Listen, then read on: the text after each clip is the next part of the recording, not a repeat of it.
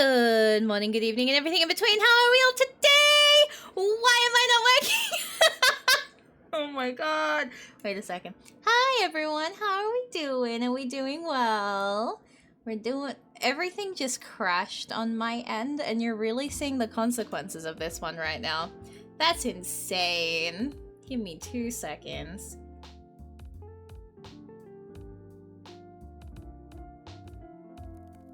Okay, we're back, we're so back. There we go, we're so back.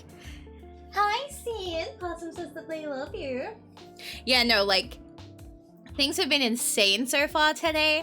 Like, Twofold wouldn't load into OBS. Like, straight up, just would not work in OBS. I don't know why. I did it the exact same as last time where it worked perfectly normal. But today in particular, it was like, you can have audio and nothing else. And I was like, I think, can I please have more than audio, please? Which is funny, since last week, if you remember, the audio just turned off. And I was like, thank you for giving me audio, but I need to see it, please. So we've been having a time. We're feeling a little bit silly.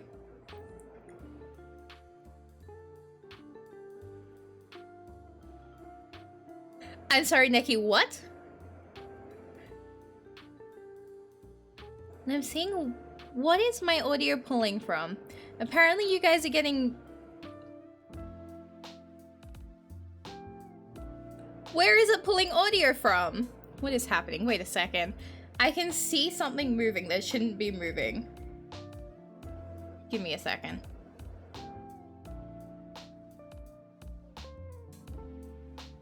You know what? That's fine. I don't care. Anyway. Oh, hydrate? You know what? That's deserved. I forgot that I set my title for what it was. I actually sent it to Nikki and I was like, should I? And they said yes, and then I hit save, and then I forgot that I even did that. So, haha, I surprised myself too.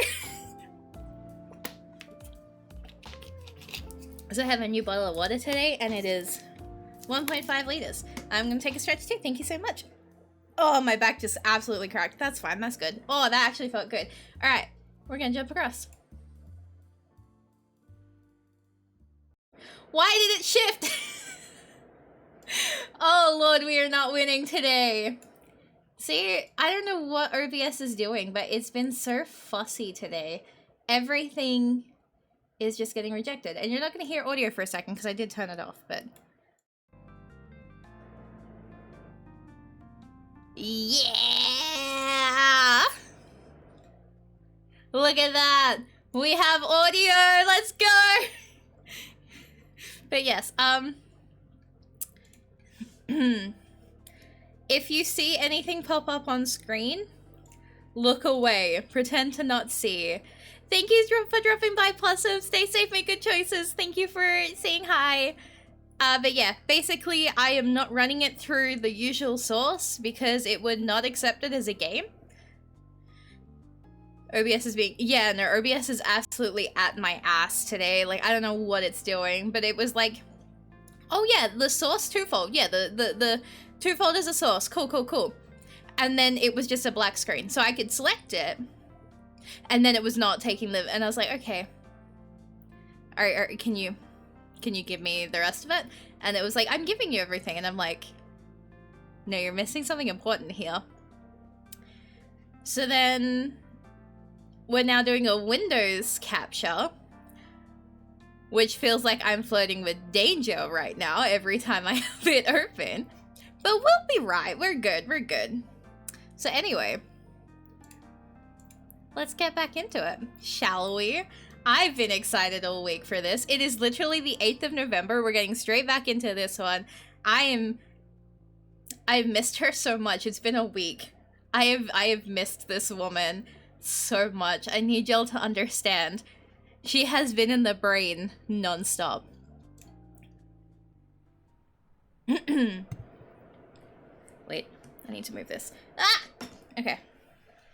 My shoulders feel infinitely lighter as Millie, Haley, and I make our way back out to the front of campus. With exams finally over, and my grades officially out of my hands, the act of offloading my books back to the school felt like a hard-earned victory lap, one I was more than glad to take. Caprice didn't join us. Of course she didn't, but things have felt sort of awkward even without her presence. Still, the quiet we share as we take our final stroll through the campus of the year is nice, and I'm fine with leaving it there for now. Oh yeah, plugging that one animatic. Yeah, no, real. Go watch it. I don't have the link. Go watch it. All good things must come to an end though, and nothing serves as better proof than the sight of Tanya looking eyes with us as she finishes rummaging through her truck, textbooks in hand. Yo! Hey, three. Oh, drop off your books yet? How's the crowd in there? We just finished, actually. Good luck, there's still a line forming. I love her outfit, actually. Like, she looks so nice in that. I actually have... Wait! So, funny story. I have a coat exactly like that from when I cosplayed a character who had that exact coat. That's so silly. It's the same color. Holy shit. Okay, noted. Tanya's shoulders slump and her head droops. Eventually, her free hand slips into a pocket, holding a set of keys as they re-emerge. She spins right back around, opens the truck's passenger door, and throws the books haphazardly on the seat. I'll just head home and come back tomorrow or something. Got better things to do than hover around a bookstore for an hour. Real. Mind if I go ahead? I'll get the car warmed up while you three talk. Sure. Go ahead. I love Haley. Millie digs out her own keys, passing them to her roommate. With a quick nod, Haley's off, ever eager to dip out of the conversation. Tanya doesn't seem offended at the act, instead wearing a big smile. Congrats, Olive! All that worrying was for nothing, huh? I'll let you know the answer to that as soon as the grades actually come in. Jeez. Always the same with you. Oh! One more spin around from Tanya as she digs through her truck once more. When she turns around this time, she's holding a beer can in each hand, each shoved in mine and Millie's directions. It's as good a reason to celebrate as any, yeah? Do you just keep a six-pack in your truck? What? No! What kind of woman do you take me for? I was gonna say, she's so real for that if she did. The kind of woman who keeps a six-pack in her truck. A small giggle from Millie. A reward well earned. The nerve of some people. No, I just went and bought some groceries before coming over. I think you should just keep a six-pack in your truck. That would be silly. I don't really want to drink on campus. Thanks. I raise a hand to my chest to refuse the offer, only for Tanya to roll her eyes and direct her attention at Millie instead. Unlike me, Millie ends up accepting the offer, taking the can from her friend. Thank you, but I'm going to have to side with Olive. I'll gladly take it home for later, if that's okay. Aww. You two were really made for each other. Oh my god. Millie's back straightens at the remark. If the cold wasn't already causing it, I'm sure a blush would be starting to form. Speaking from experience. I'm not drinking anything before I drive home, Tanya. Yeah. Can of this watered-down garbage isn't any worse than that stuff at the bar, but I get it. Speaking of which, I think it's about time we get going. Ready, Olive? Yeah, sounds good. Oh, actually, mind if I borrow them for a bit? Just a couple minutes. I turn to Millie, who returns the gesture in kind. Okay. Just don't take too long. I don't want to keep Haley waiting. Like I said, just a couple minutes. Now, shoo. I miss her already. With a couple flicks of her wrists, she urges Millie along, leaving me alone to whatever mysterious fate Tanya has in store for me. My hopes of learning what's on her mind are dashed as she stays entirely silent, watching until Millie's out of eyesight as she disappears behind a row of cars. So, for what surely has to be the last time, Tanya turns around, sorting through her mess of a vehicle. Once more, she returns, this time with a small box of frosted cookies, presenting them to me. For Millie, obviously. She's typically bad at accepting gifts, so I'm dumping them on you so she doesn't get the chance to return them. It's a miracle she even took the can. If you keep pawning off your groceries, you aren't gonna have anything left by the time you get home. I think I'll manage to survive the night without a box of snacks and a can of beer. If you're sure, I'll make sure she gets some then. She'll need them a lot more than I do. Can't imagine having to actually live with the runt. Oh? The animosity is still decidedly mutual, it looks like. The club's kind of miserable, but it's gotta be better than her home life. That's not exactly how I'd have worded it. I thought your opinion of the club would have been at least a little higher than that. Only when Millie's in earshot. I'm gonna turn up the music a bit more because it's not coming through loudly for me. What am I doing? I'm going here.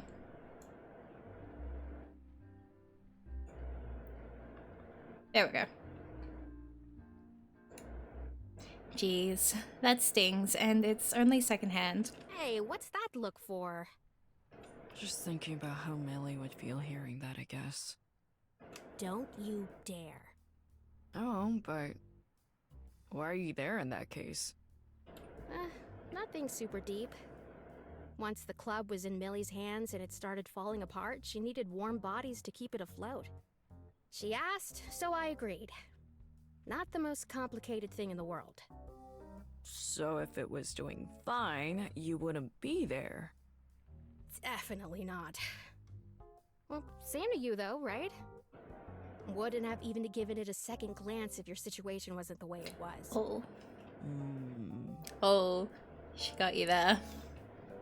I have a hard time arguing that. Even now, it's hard for me to get super invested in it, but I like to think I'm trying at least. All that matters is that I'm doing it as a friend, and that's all that should matter. Whether or not I actually care doesn't make a difference. We both stand there a moment, the conversation fizzling out with neither of us knowing how to end it properly. Tanya eventually breaks the ice with a stretch. Anyway, I'm gonna freeze to death if we keep chatting out here. I'm sure your girlfriend is starting to worry too. Take care on the roads. Ugh. Yeah, same to you. Didn't deny it! That's insane. With a nod, Tanya makes her way around the truck to the driver's seat. I start on my trek through the parking lot to meet back up with Millie and Haley, cookies in hand. Even if the intention is there, I can't help but feel like the gift is a little hollow now. They didn't deny it. That's crazy. I'm just saying.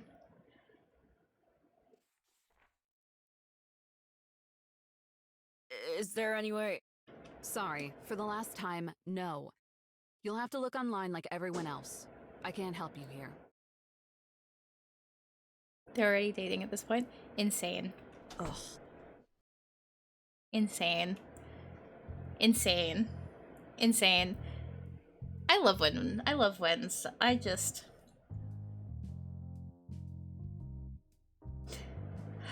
This is so good. In every way except physically strong arming me out the door, the school's registrar kicks me out. So much for that, I guess. I drag my feet back to the admin's area, a cozy little room for people waiting to speak to advisors or counselors. Usually there's at least a couple other people. What'd she say? Millie shoots up from the nearby couch as I approach. Besides her, the place is empty. To just be patient. Ugh. Ugh. Shoot. I'm sorry. I thought it was worth a shot. It was. I slump on the couch. The grades were supposed to be up 2 days ago. Almost every other class has released them, but the writing professor has been silent to all my email attempts. I close my eyes. I passed everything else, not with flying colors or anything, mind, but I passed. It was good enough. I warily open them again, only when I hear the door opening. Ollie?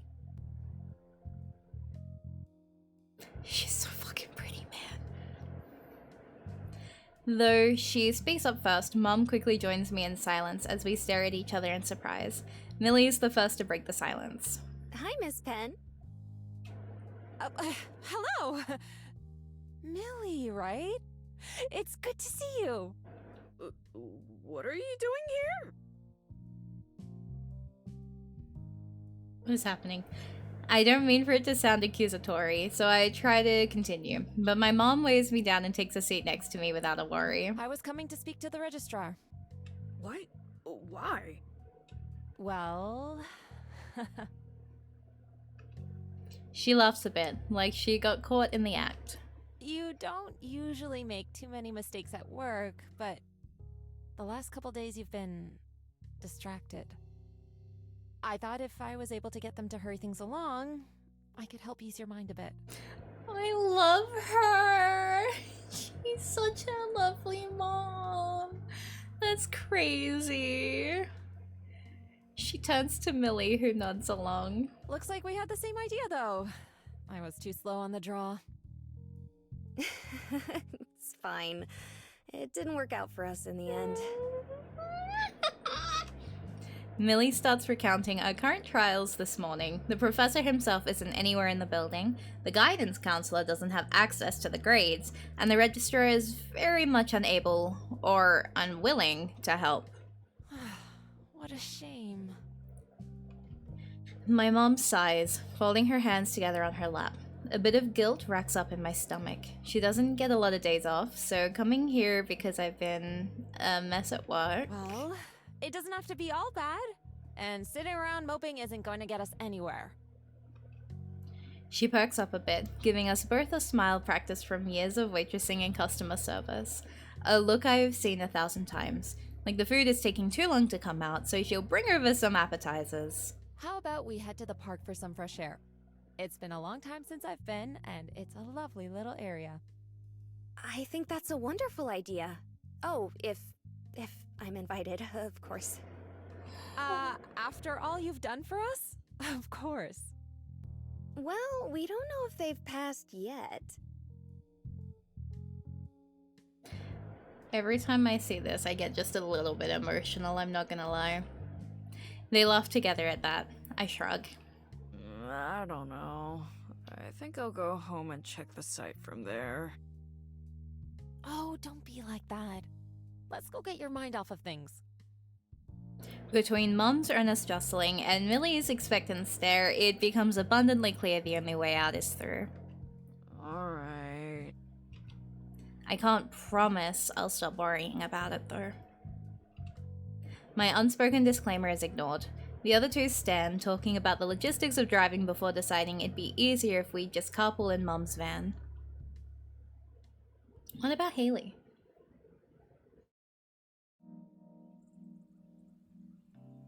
Aw, look at them. Shivering, Mom pulls her coat tighter around herself. Idly, I regret not springing for a new coat for her birthday. I put it on a mental list for Christmas gift ideas. Forget that kiss. Yeah, literally, I was like, oh my god, this is what, like, damn. I know that park? Huh? Millie waits a bit ahead, lacing her fingers together as she looks around. I walk on over to her as Mom looks for the hand warmers she keeps stuck in the glove box. It's nice out. Oh, look at them.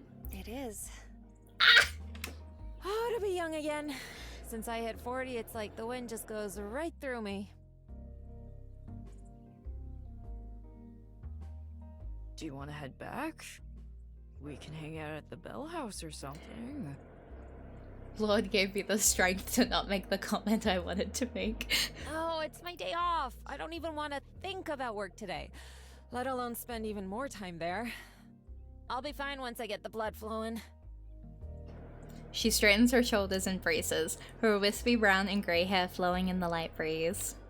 We take off down the path around the park center. In the distance, some kids laugh as they run around, playing some sort of obstacle race. Their parents are close by, talking over coffee and following their children, likely to race in if any of them fall. Oh, I loved this park as a kid. Ollie did too. Did you live around here? Not really. We live on the other side of the bridge. I only came here a couple of times, actually. But it's so much better than the one we had by our house. Mom and I would come here during her lunch breaks, so I got sick of it pretty quick. Oh my god. Oh, Ollie, don't be like that. You loved coming here. When I was like 6, yeah. Not so much at 14. Mom laughs. It's a nice laugh, loud and earnest, the kind that she can't do while working. A smile crosses my face, but it quickly disappears when my phone buzzes. I whip it out and slide open the lock as fast as I can, trying to read the notification. Is it... Buy one drink, get one free. Despite their team effort to help me relax, both Mom and Millie have a giant sigh of disappointment too. It looks like we're all just trying to distract ourselves. Anyhow, tell me more about yourself, Millie. What are you studying? Ever the master of small talk, Mom starts listing off questions to Millie, listening earnestly and intently. Millie seems happy to oblige, occasionally trying to include me into the conversation. I try to keep up, but it's hard to focus. Instead, I try to log into the school webpage as we walk. Maybe they'll post it there first? Surely the email is automated after the fact, and if the servers are down, maybe... Right, Olive? Yeah, sure. Wait, what? I was just telling your mom about how much you've improved as a writer. And that you should publish your work sometime. Aww. Huh? No, that's a terrible idea. I'm just teasing. But, got you to look up the new phone for a minute. Guys, I'm so in love with her! Oh no! Okay.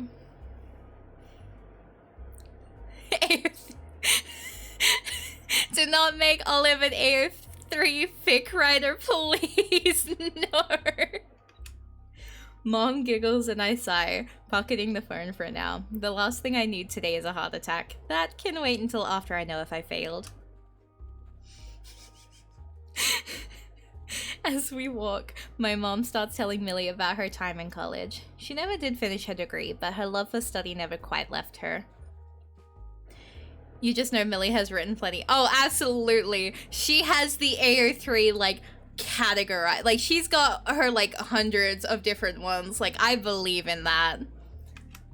Occasionally, she'll still tell me about a random documentary she watched the other day, or a particularly interesting internet article. It makes talking easy. The three of us find little sparks of inspiration through each topic. Something to comment on, something to ask more about. She still has tabs open. Real. She's like, not only does she have, like, in AO3 her fanfics, she has her original works. Because some people do that. I've seen some people do original works on AO3. Like, she absolutely has her own original stories put onto AO3. Like, there's no way she does not. Like, this girl is, like, so put together. This list can help by expanding it. Yeah, all you have to do. She's deep into writing crack ships. Julie had a Tommy's mom. Oh, I love her actually. Oh no. Millie, hear me out.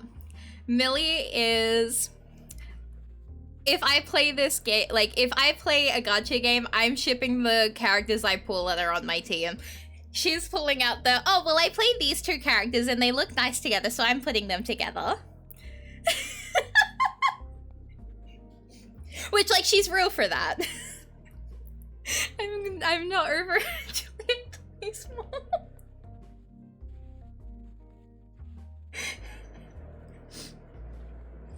Oh no, she's got that card, like, already sorted out as well, because, like, technically with AO3, you're not allowed to disclose in any way that you take commissions, so, like, you can't post on the actual post itself that you take comms. If you post anything to, like, Twitter or anything with a direct link to AO3, you can't mention it either. So you know she's got it down to a key. She's got that card set with all of her prices. She has her codes for, like, thanking people who commission. Like, she's so put together on all of this. Like, she's got it. She's playing it like there's no tomorrow. Man. Millie's usual air of rehearsed conversation is nowhere to be found. She even makes some risky jokes, much to my mom's humor. As we near the end of the walk, the air is quiet. The families at the park have left for warmer climes. Lunch, probably. So it's just us now. My phone buzzes again. I pull it out of my pocket, this time confirming first that it isn't a promotional text message before unlocking it. Millie wrote the other 50. Why did you write? Millie? Okay, no. Not only does Millie write for the crack ships, she is like... You know how in every fandom there is like that one writer that everyone just knows and they're like, oh yeah, no, they're the captain of the ship. Millie is the captain of the ship for everything she writes. Let's be real. She is out there, she's writing, she is running that. Mom and Millie try to act casual, but they've slurred to match my pace. As I open the application, the first words that catch my eye are final assessment. We all stop. I'm not even sure if any of us are breathing. Millie peeks over one shoulder, while Mom clings onto me, trying to squint to see the lettering. It's... Bro carries a dead phantom with active... Yo, real. I tap the email. This is it. Loading. Refresh already, come on. Is it up? Did you pass? Inch by inch, the horribly presented 90s style attachment loads in. So far it only shows the deductions to the score. Missed question, incorrect tense, unclear sentence. No matter what it is, Ollie, we're so incredibly proud of you. Oh, Mom. Please don't tell me they didn't pass. Final assessment. Oh. Did they not? Wait, did they not? Wait, did they? I passed. Yes! No, we're fine, we're fine, we're You fine. passed? I passed. Oh, Olive. Oh, thank God. I was worried for you can't get me like that. No. Oh, Olive! Congratulations! Or had me so worried for a second. I was gonna cry. Don't do this to me. My mom pulls me and Millie into a giant hug, jumping up and down and laughing. Millie laughs and ruffles my hair, spouting equal parts, I told you so, and you did it! I passed. So I don't mind the tears prickling at the corner of my eyes, or how stupid we must look to any passerby by jumping around an empty park and screaming. I passed!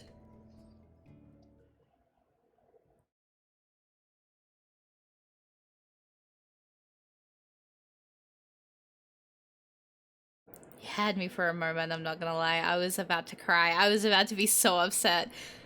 Ugh! Once again, I find myself outside Millie's apartment. Though this time, the occasion's much different. With my exams officially behind me and no plans to pursue a career as a novelist, I'm returning her notebooks finally. When I reached out about it, she invited me to go for a walk together just to keep in touch over break. Without the pretense of needing to study, we haven't been talking nearly as much as before. Since that day in the library, I'd been trying to forget. I promised to. The distance has helped in some ways, but more than anything, I do miss her. As a friend. So I agreed. But now, standing outside her apartment door, I almost regret it. No need to be nervous. I'm just going to see my girl space friend. I ring the doorbell, my heart doubling in pace as I do. Much as I want to tell myself I'm staying calm, maybe this should be expected. Muffled feet skipping up can be heard from the other side. The door opens just a crack as a pair of hazel eyes peek around the edge before swinging open. Morning, Olive. Come right in. Oh, hey. Are you... I want to say awake. Her hair is undone and she looks like she just crawled out of bed. She yawns and waves her hand a bit in front of her face. Sorry, no, I'm fine. You came a little bit earlier than I expected. Just give me a second, I'll be right out. Maybe. Sure, I can wait here. Or you could wait in our perfectly comfortable kitchen. I could do that. She smirks a little, suppressing a laugh, and angles her body away from the door to gesture towards the kitchen.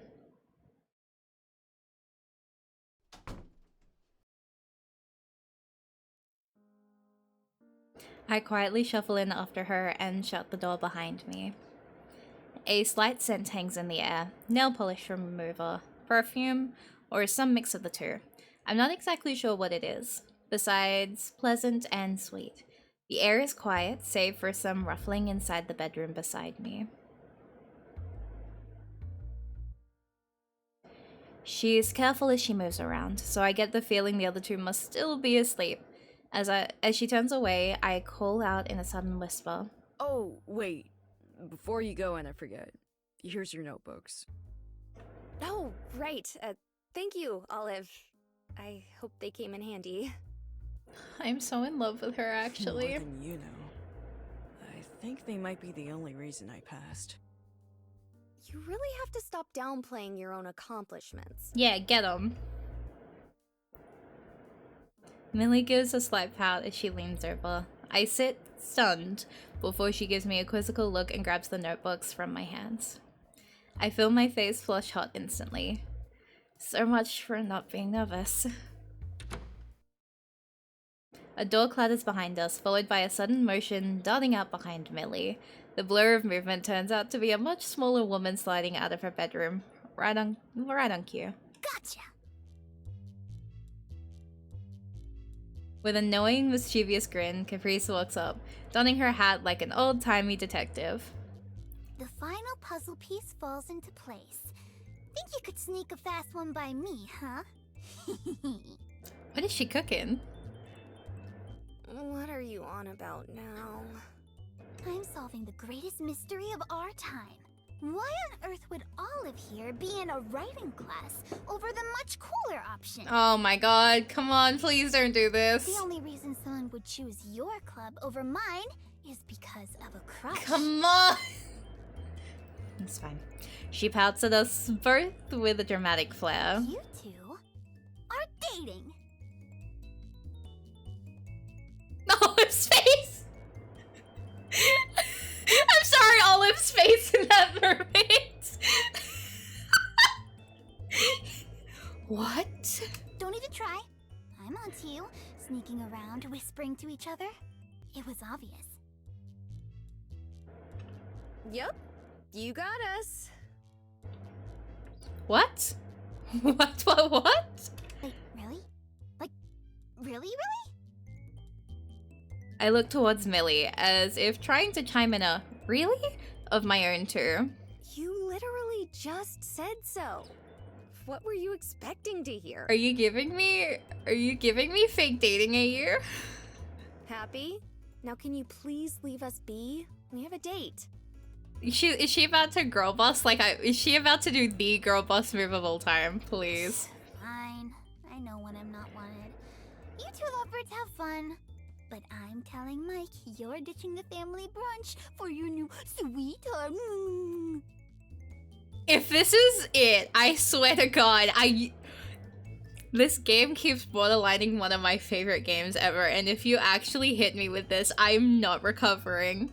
You wouldn't. Try me. Why wouldn't I? The guilt eating you up inside? Because I haven't told him yet. The banter stops cold turkey. Caprice hesitates, her pose relaxing and a look of guilt crossing her face. Millie turns back to me, slightly avoiding my eyes. I'll be right back, okay? Okay.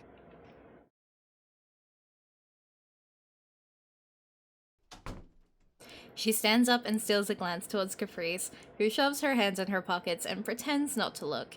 Millie disappears into her bedroom to get ready. Caprice's VO ad-libbed the end of that line with the kissy sounds of amazing. You know what? The VA was so real for that. Silence fills the room, something I would have thought to be a rarity around Caprice before. Seeing firsthand how quickly a row between them can go from angry to awkward, though, it's probably more common than I expected. I get the distinct feeling that she's staring at me. This is the first time we've really had to interact since I decided on the writing club. and the elephant in the room of Millie's declaration of our status hangs in the air. So, Haley not up yet? For someone working customer service, you'd really think I'd have any idea on how to do small talk now. Still sleeping. Even through all this commotion? Super heavy sleeper. I'd say she's just used to it. Caprice runs a hand through her hair and inhales, like she's trying to work herself up to something. Her question comes out in the airy exhale. So when did it happen? What? Like, you know, you two? Oh, yesterday. Sure, I guess. I mean, we made the plan to go on a walk yesterday. I try not to let my face relate just how confused I am at this too. What? Please don't ask questions. I don't know anything about this either. Not that I hate it. I try to keep my expression neutral. Get a grip, Olive. Caprice, apparently not noticing, pulls a chair out from across from me and starts picking at a tangerine, trying to get the peel off in one big strip. She is pouting in an exaggerated way, a smile sneaking through every couple of seconds. Millie's been off for the past while is all. Guess you got her good. Oh. To be honest, well, we set up this whole brunch to try and get her to cheer up a bit, but maybe this is better. I feel warmth come to my face at her sincerity. Caprice's attempt at masking her smile proves futile, as it's as wide as I've ever seen it now as she takes pleasure in it all. Love is the worst, huh? Oh my god! Seeing movement from the corner of my eye, Millie appears to have finished preparing as she arrives. Her winter clothes are appropriately classy for her, even if they do make me feel a little underdressed in comparison. Oh, hey, you look great. Oh my god. Thank you. You look pretty sharp yourself. Just get going already. Caprice's expression has returned to a disgruntled frown. It's genuinely impressive how quickly she can put that mask back on, even if it does crack sort of easily. As she flicks her hand a couple of times to get the lovebirds out of her hair, the two of us do just that. Oh my god.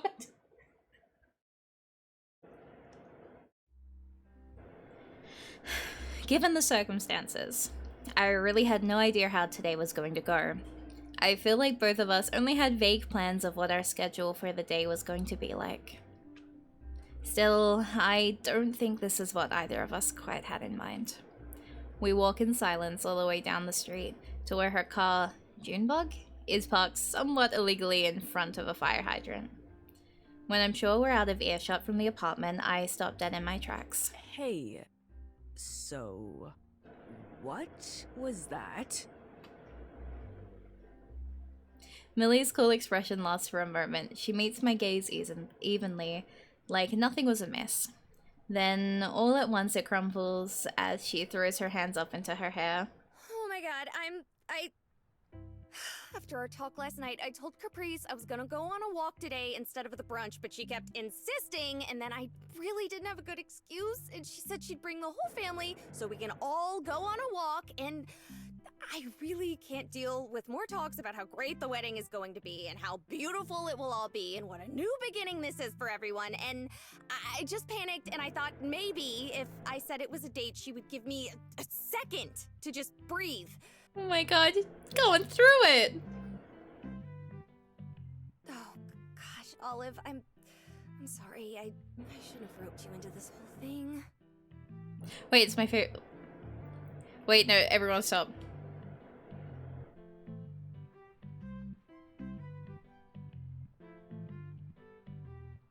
Can I just say, the music in this is...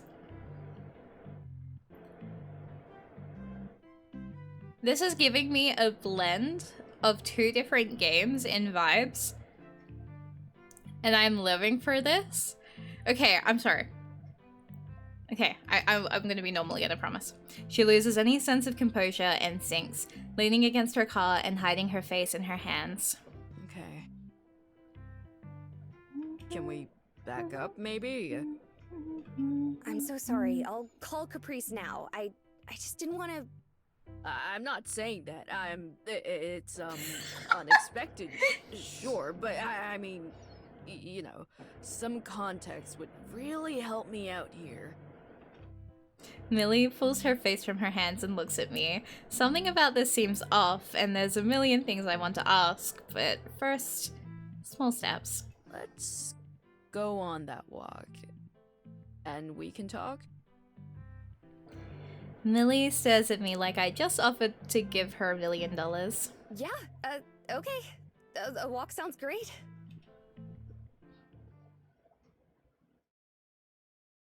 I'm going insane. I'm going insane. I'm going insane. I'm going insane. I don't even remember the drive. We were headed to a park the next town over that has beautiful scenery, according to Millie. In the back of my head, I realized the whole plan was to get as far away from her apartment as possible. I couldn't find time to worry about that, though. Instead, I was carefully entangling the web of words Millie threw out in a panic, trying to figure out where to start.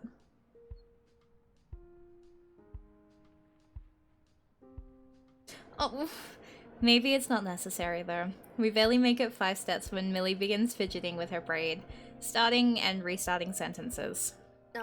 Right. So, maybe we can, the whole dating excuse thing. That'd be a nice place to start.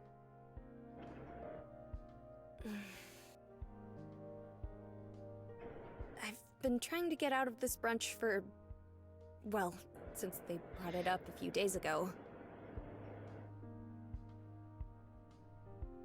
She's such a girlfriend. Real. Caprice won't take no for an answer. Every time I try, she keeps pulling me back in. If I say I don't want to eat breakfast, she suggests lunch. If I say I have early dinner plans, she suggests brunch. Over and over. Okay, so having a date. I just thought if she saw I was doing something positive, she wouldn't mind. Why not just say you're going out with Tanya? Because every time Tanya and I go out, we go to a bar. That only reignites her recruitment efforts.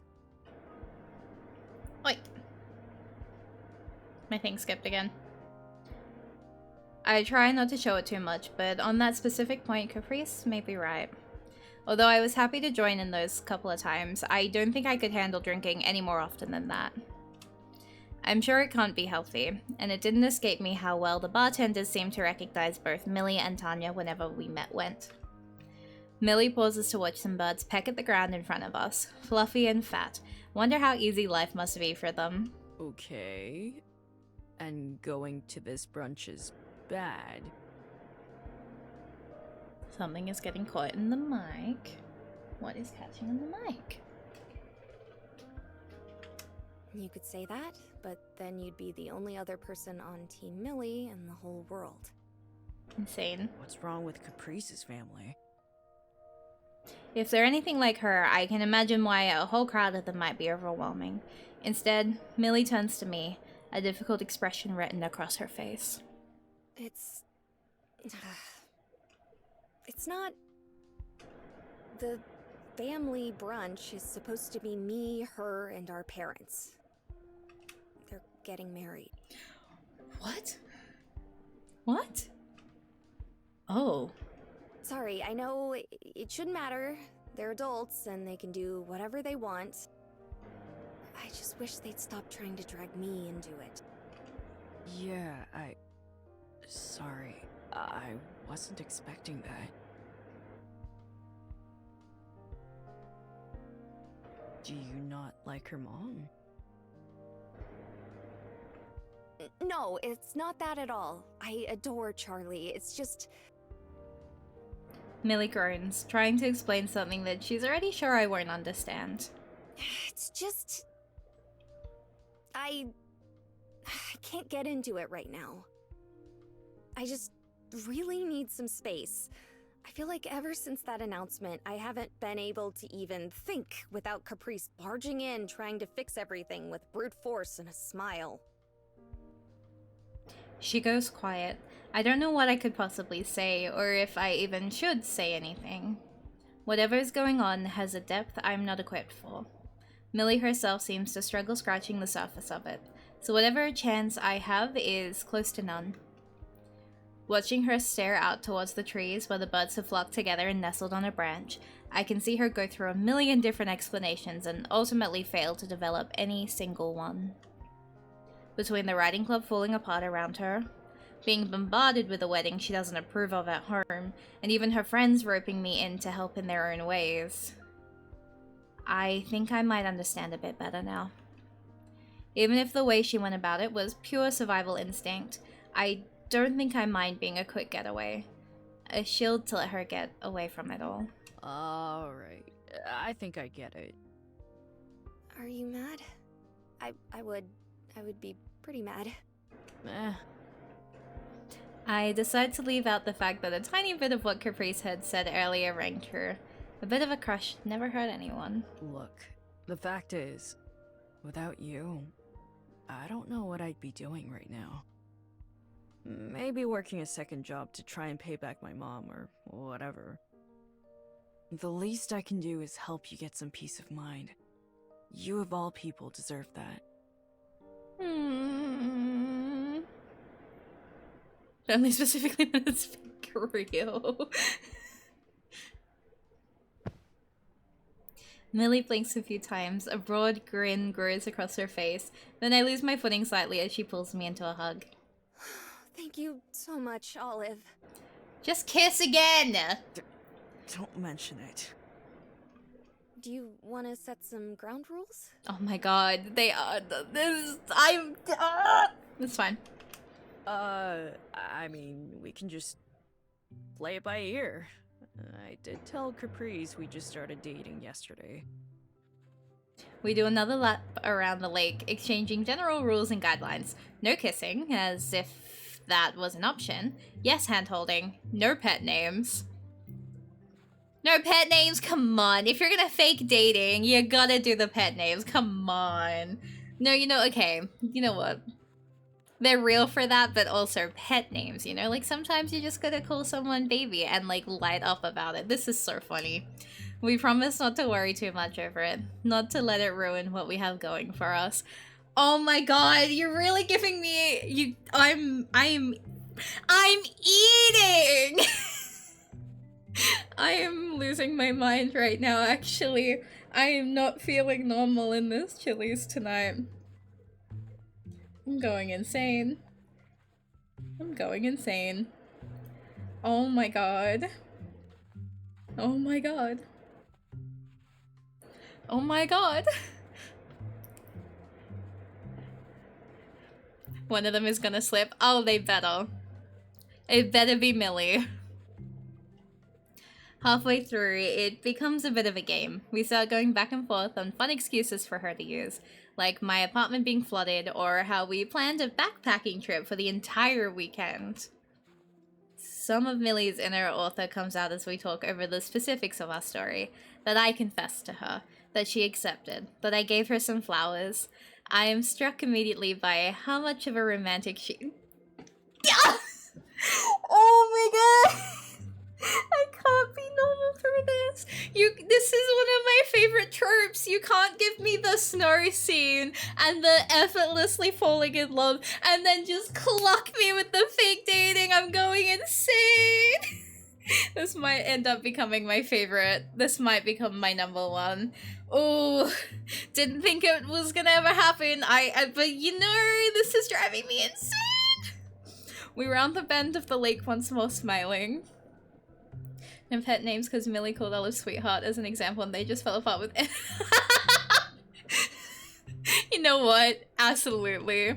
Are you winning? Absolutely. Order mod, please. Oh my god. I'm losing my mind, actually. Fake dating? Oh, we're fucking eating.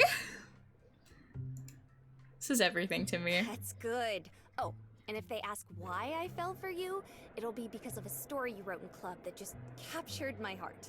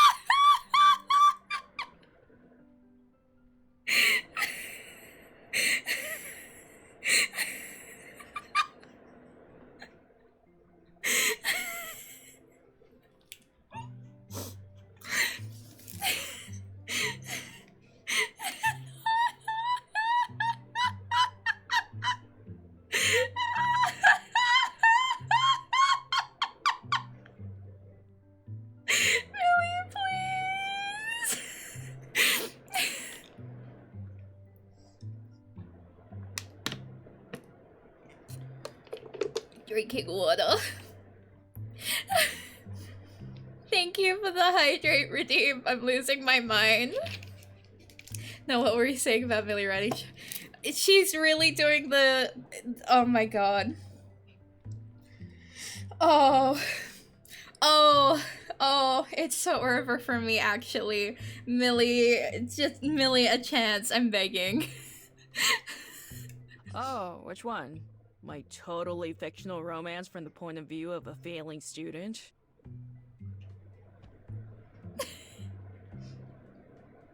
She gives me a playful shove and we head over to the car. I wait on the sidewalk as she goes to retrieve it. Parked so close to two cars that there'd be no possible way for me to get in without hitting the car next to it.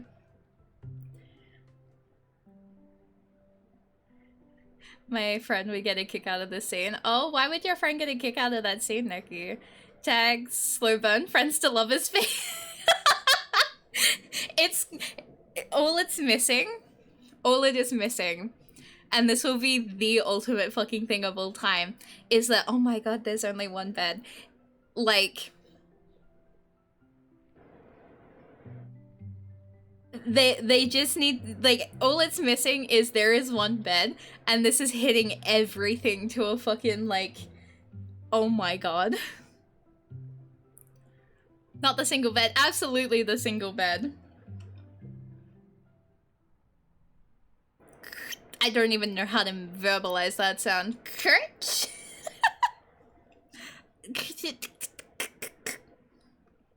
That can't be good.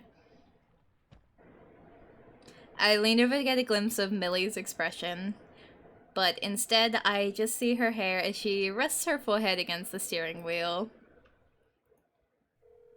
She pulls out her cell phone and begins dialing. Not the car, not the baby!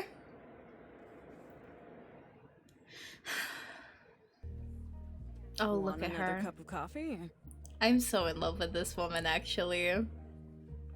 Oh, sure. Thank you.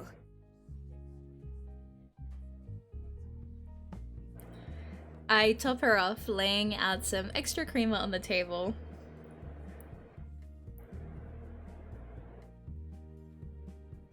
God. After her car broke down, she called a tow truck and got it taken to her dad's repair shop. We took the bus back to town. I'm not really scheduled to work, but I figured hanging out here was probably better than my place. Understandably after this morning. Millie was reticent to go back to her apartment so early too.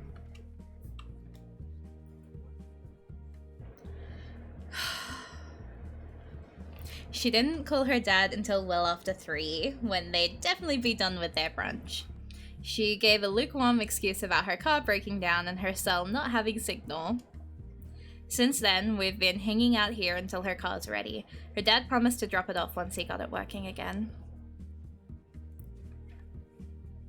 Are you sure you don't want to take a break? Hi, Mom. Unable to just sit still for hours, I put on an apron a bit earlier and started helping out with the dinner rush. I'm fine. Can you run table 3? It's in the window. Mom shakes her head in defeat and loads her arms up with plates, scurrying off back to deliver food.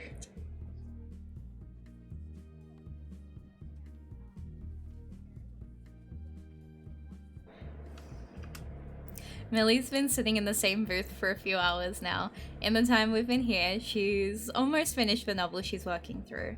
Some mystery novel. Oh, baby.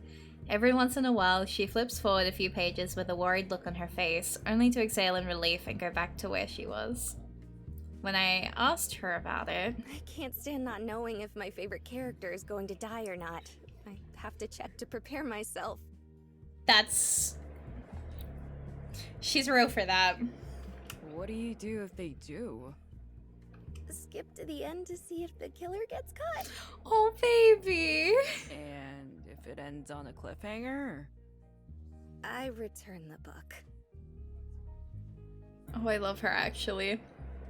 Outside, night has fallen. I don't mind the days getting shorter, but it definitely screws with my overall perception of time. I'm cleaning off an empty table when the bell chimes. Fair. You know what? If I did that with my favorite book series when I was younger, I wouldn't have a single book. Welcome to the Bell House. Hey, I'm looking for... Is that... Dad, I'm over Oh my here. god.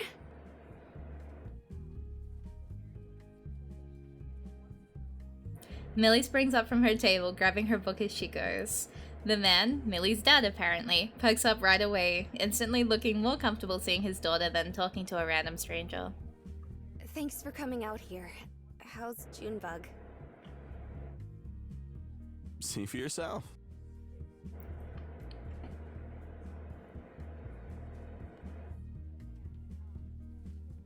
He gestures outside, where Millie's car is idling at the parking spot closest to the door.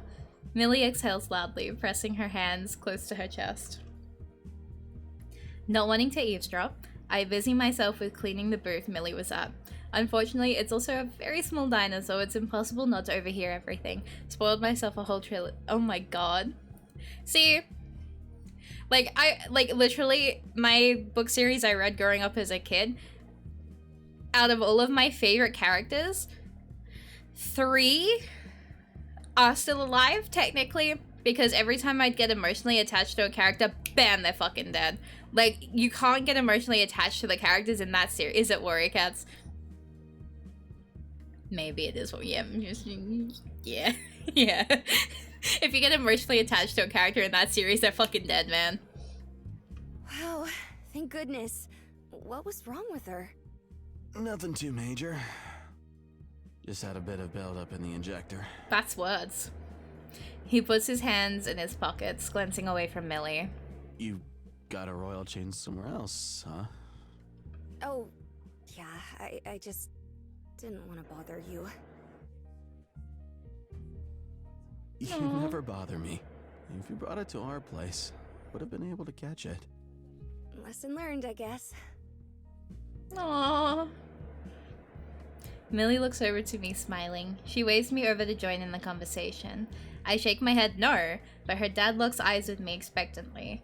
She's already introducing me before I stand up straight. Dad, this is Olive.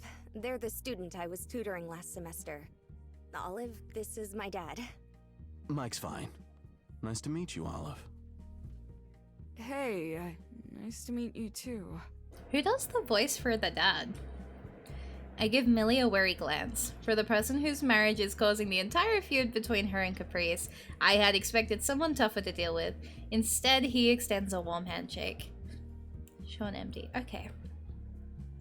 His hands are large and rough, and he has a slight smile like a man who's just as awkward at meeting new people as I am. His voice, like, the voice for the dad is, like, so pleasant to listen to. I'm just like, yes. Well, ready to get going, Millie? Sure. Want me to drop you off at home or the shop? Actually,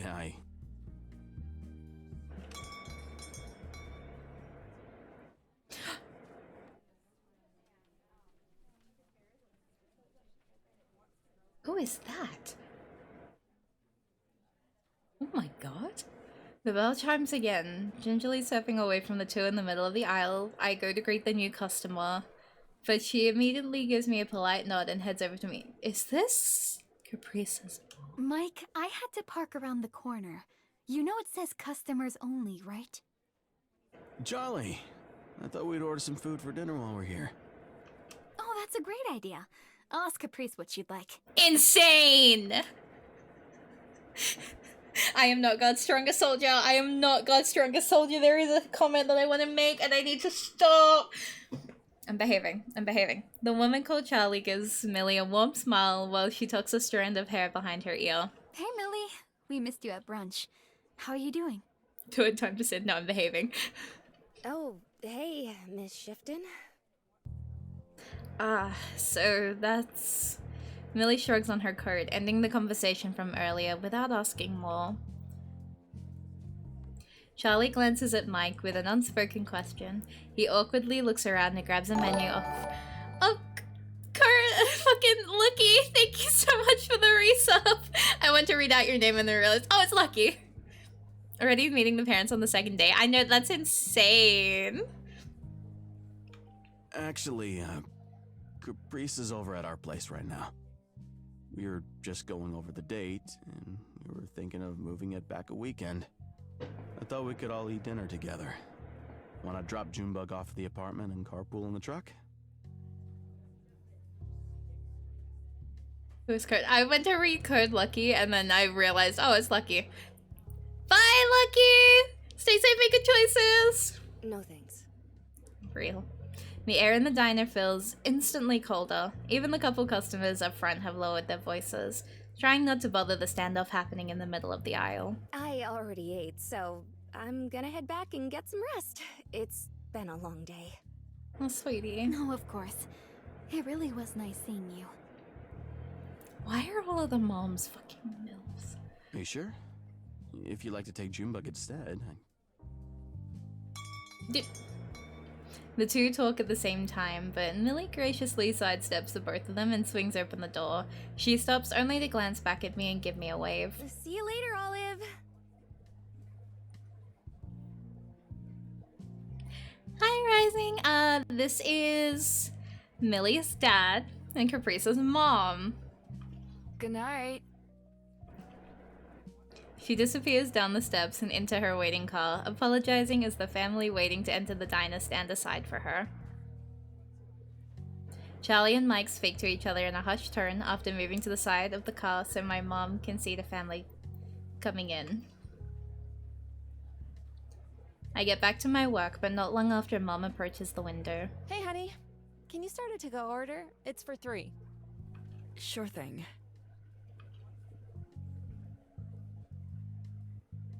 Charlie and Mike sit at the bar stools. Even from here, I hear Mike leaving a voicemail for Millie, asking her to call him back whenever she'd like to chat.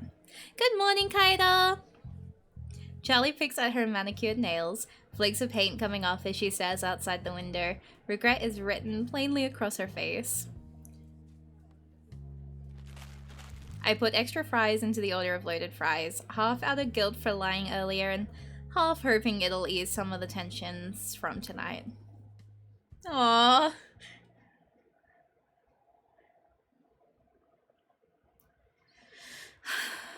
I'm feeling emotions. I turn the plate in my hands, examining the overall construction of the meal. It's been a long time since I've had a moment to really try something new. With the holidays rolling in, I thought adding a new special to the menu would be a good chance to do so. I'm pretty proud of how it came out. It's a French toast, topped with a festive spiced fruit jam and a side of bacon, and easy enough to make a big batch overnight. I jot down a few more notes into the memo pad and take a bite. Ugh, too spiced. My phone buzzes on the counter nearby. I wipe my hands clean and put the plate aside. Olive! My caring and wonderful and amazing partner who invited me out to an event today. Oh my god! I'm going insane, actually. Look at the little emojis. Any chance you can come by and give me an alibi? My dad wants me to come help choose a wedding cake. For us. Olive! JK, where are you? Tanya's. Okay, give me 30 minutes. See you! The second Olive knows there's no stakes, yeah, like, where was this before? Olive, where the fuck was this, actually? I'm not exactly thrilled to see Tanya right now, but with any luck, it'll just be a quick hello and goodbye without any fanfare. I clean up the kitchen quickly and shrug on my coat, checking the weather outside. It's pretty cold, but waiting for the trolley would probably take longer than just biking. Who wouldn't a chance to be with Millie and Zero Risk? No, you're real, actually. Like, please, Millie, a chance. Like, I cannot begin to express how much my week since the last stream was just, man, I miss Millie. I'm just thinking the entire week, just like, wow. Millie. I was in Necky's DMs for an entire week about I missed her. Looks like circumstance will make the decision for me this time. I head out, grab my bike, and make my way over to Tanya's. Millie Marvick win. Congratulations! The second AO3 starts having fix in in like the Twofold tag, I will be there no matter what. So much for a quick hello and goodbye. Immediately after knocking on the door, Tanya dragged me inside, demanding gossip about our situation. Hi, Speed! We were feeding off of each other's we miss Millie. Real. You know, I always suspected it. My gut never lies. Even if I think you could do better, Mills. Oh my god. You're drunk. Tipsy. Barely buzzed. Doesn't mean I'm blind. Oh my god. My eyes wander over the table in the corner of the room. At least 2 empty beer cans are knocked over, and there's an open pack of cider. Tanya. She's not wrong. I got very lucky. Olive! Part of me feels bad for how thick I'm laying it on, but hey, it helps sell the story. There's also the fact that it comes surprisingly naturally. See? They passed the test. Second one of the year, and way more important than that other one. This thing's not delivered. Real. You mean my finals? More important than getting through college? Oh my god. Oh my god. Hard to argue with that. Are you good to drive, Millie? Of course she is. Love has made her such a square, she won't even split a wine with me. Here I am celebrating her first date ever, all alone. Oh my god. So there was wine too. First date? We've had several already. Olive, no we haven't. I mean, we have? No need to be embarrassed. Like I said, I knew it from the start. I won't hold a grudge that you were trying to keep your new hotness a secret. Oh my god. Please never say that again. I can only imagine. All those times in the writing club, staying behind just to steal a kiss from each other. God, what a couple of romantics. Tanya, please.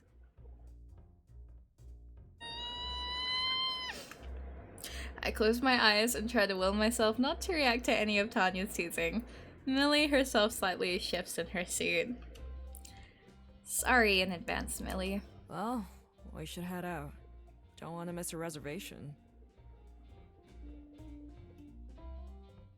Suddenly, Tanya narrows her eyes, gesturing towards me with the bottle of cider.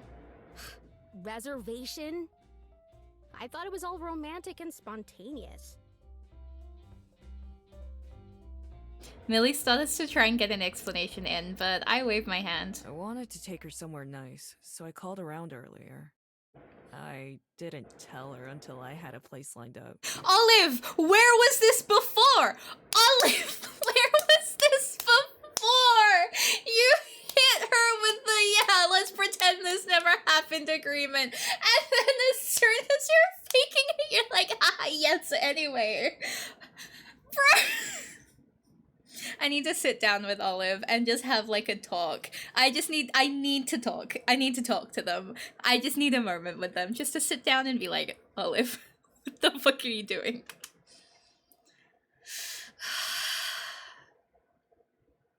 Olive is a customer service professional.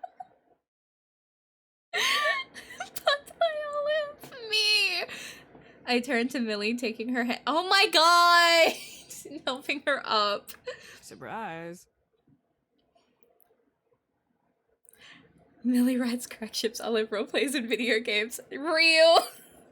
Oh, they're perfect for each other, actually.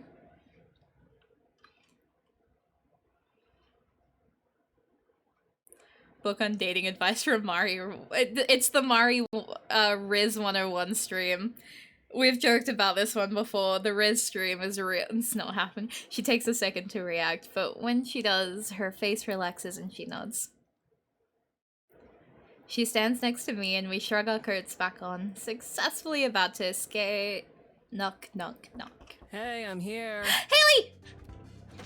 Haley calls out as she opens the unlocked door and peeks her head in. At least she knocked. Haley? What are you doing here? I'm here to pick you up. Tanya texted me. She looks around Millie's shoulder to Tanya, who is laying with her feet up on the table. Oh, shoot. Sorry, I sent that earlier because I thought we'd be partying and you'd need a lift. Low-key Millie's winter coat with a belt. Yeah, no, it's actually really, really cute, and I'm losing my mind because I have the same coat. Minus, I think I have a pocket as well. I think I have a pocket on mine. I have the same coat, except it's like a I guess it's like a fleecy, like, really winter coaty material. I can't wear it here because I'll die of heat exhaustion. But I wore it for a cosplay for Katsu where it was a lot colder, so I could wear it. So every time I see her, then your cosplay is 50% there. I have the perfect wig. I have the exact color of those contacts. I have the shade of red of that undershirt. I am just missing that belt. Literally just in my house. I have 10 years worth of cosplay materials. I probably have that color of fabric somewhere in my house, actually. 10 years worth of cosplay has led me to this moment where I can now just put together costumes if they're like casual like this. It's insane. Yep. I brought some energy drinks so you could sober up for that wedding thing late. Oh my gosh, yeah, okay. Thank you, Haley. Great to see you, actually. I'm fine, so let's go outside. Bye, Tanya. Insane, actually. Millie flies out the door, towing me by the hand, and gives an uncharacteristically chipper wave before closing it behind her. Tanya yells out a goodbye as we go. It's quiet in the hallway. Haley gives us a blank stare, the bag of cans she is carrying clinking together as she angles her body towards us. Hey, Olive. Hey, Haley. Hi! We really need to get going now, so... Yeah, don't want to be late. She turns towards me, her expression unchanged. Something about how she stares directly at me makes me break eye contact. Where are you headed? Just, out. There's a taxi out front if you need a lift. We can swing by your place. Oh. Actually, I'm going out with Millie today. Since when? She doesn't miss a beat. It's harder than I expected to keep a conversation going like this, especially with how sharp she is. More so when she provides no feedback at all if she is convinced. They just invited me out a bit ago. It was a surprise. Uh-huh. A loud, shrill honk comes from outside. Haley doesn't flinch so much as she just glances at her phone briefly. So you're not going out with Caprice and them? More importantly, Haley is the tall. Yeah, Haley's the tallest one, so that she's taller for me. For real, for real, for real. No, sorry. Like I said, Olive actually arranged a date for... You should tell them then. Caprice is waiting for you. What, really? She's going to be late. Okay, well, Haley is on the screen right now. I thought she would end up dating the... Huh. Yep. Anyway, if you don't need the ride, I'm gonna head home. See ya. I always thought that Haley would just be done with that shit, honestly. She gives me one last long look, broken by the impatient taxi driver outside laying on their horn again. Haley doesn't wait for us to leave, walking away without another word. Only when we hear the car outside take off do we both relax. That felt... bad. Sorry. Are you having second thoughts? No, I didn't think she'd wait for me. Priest?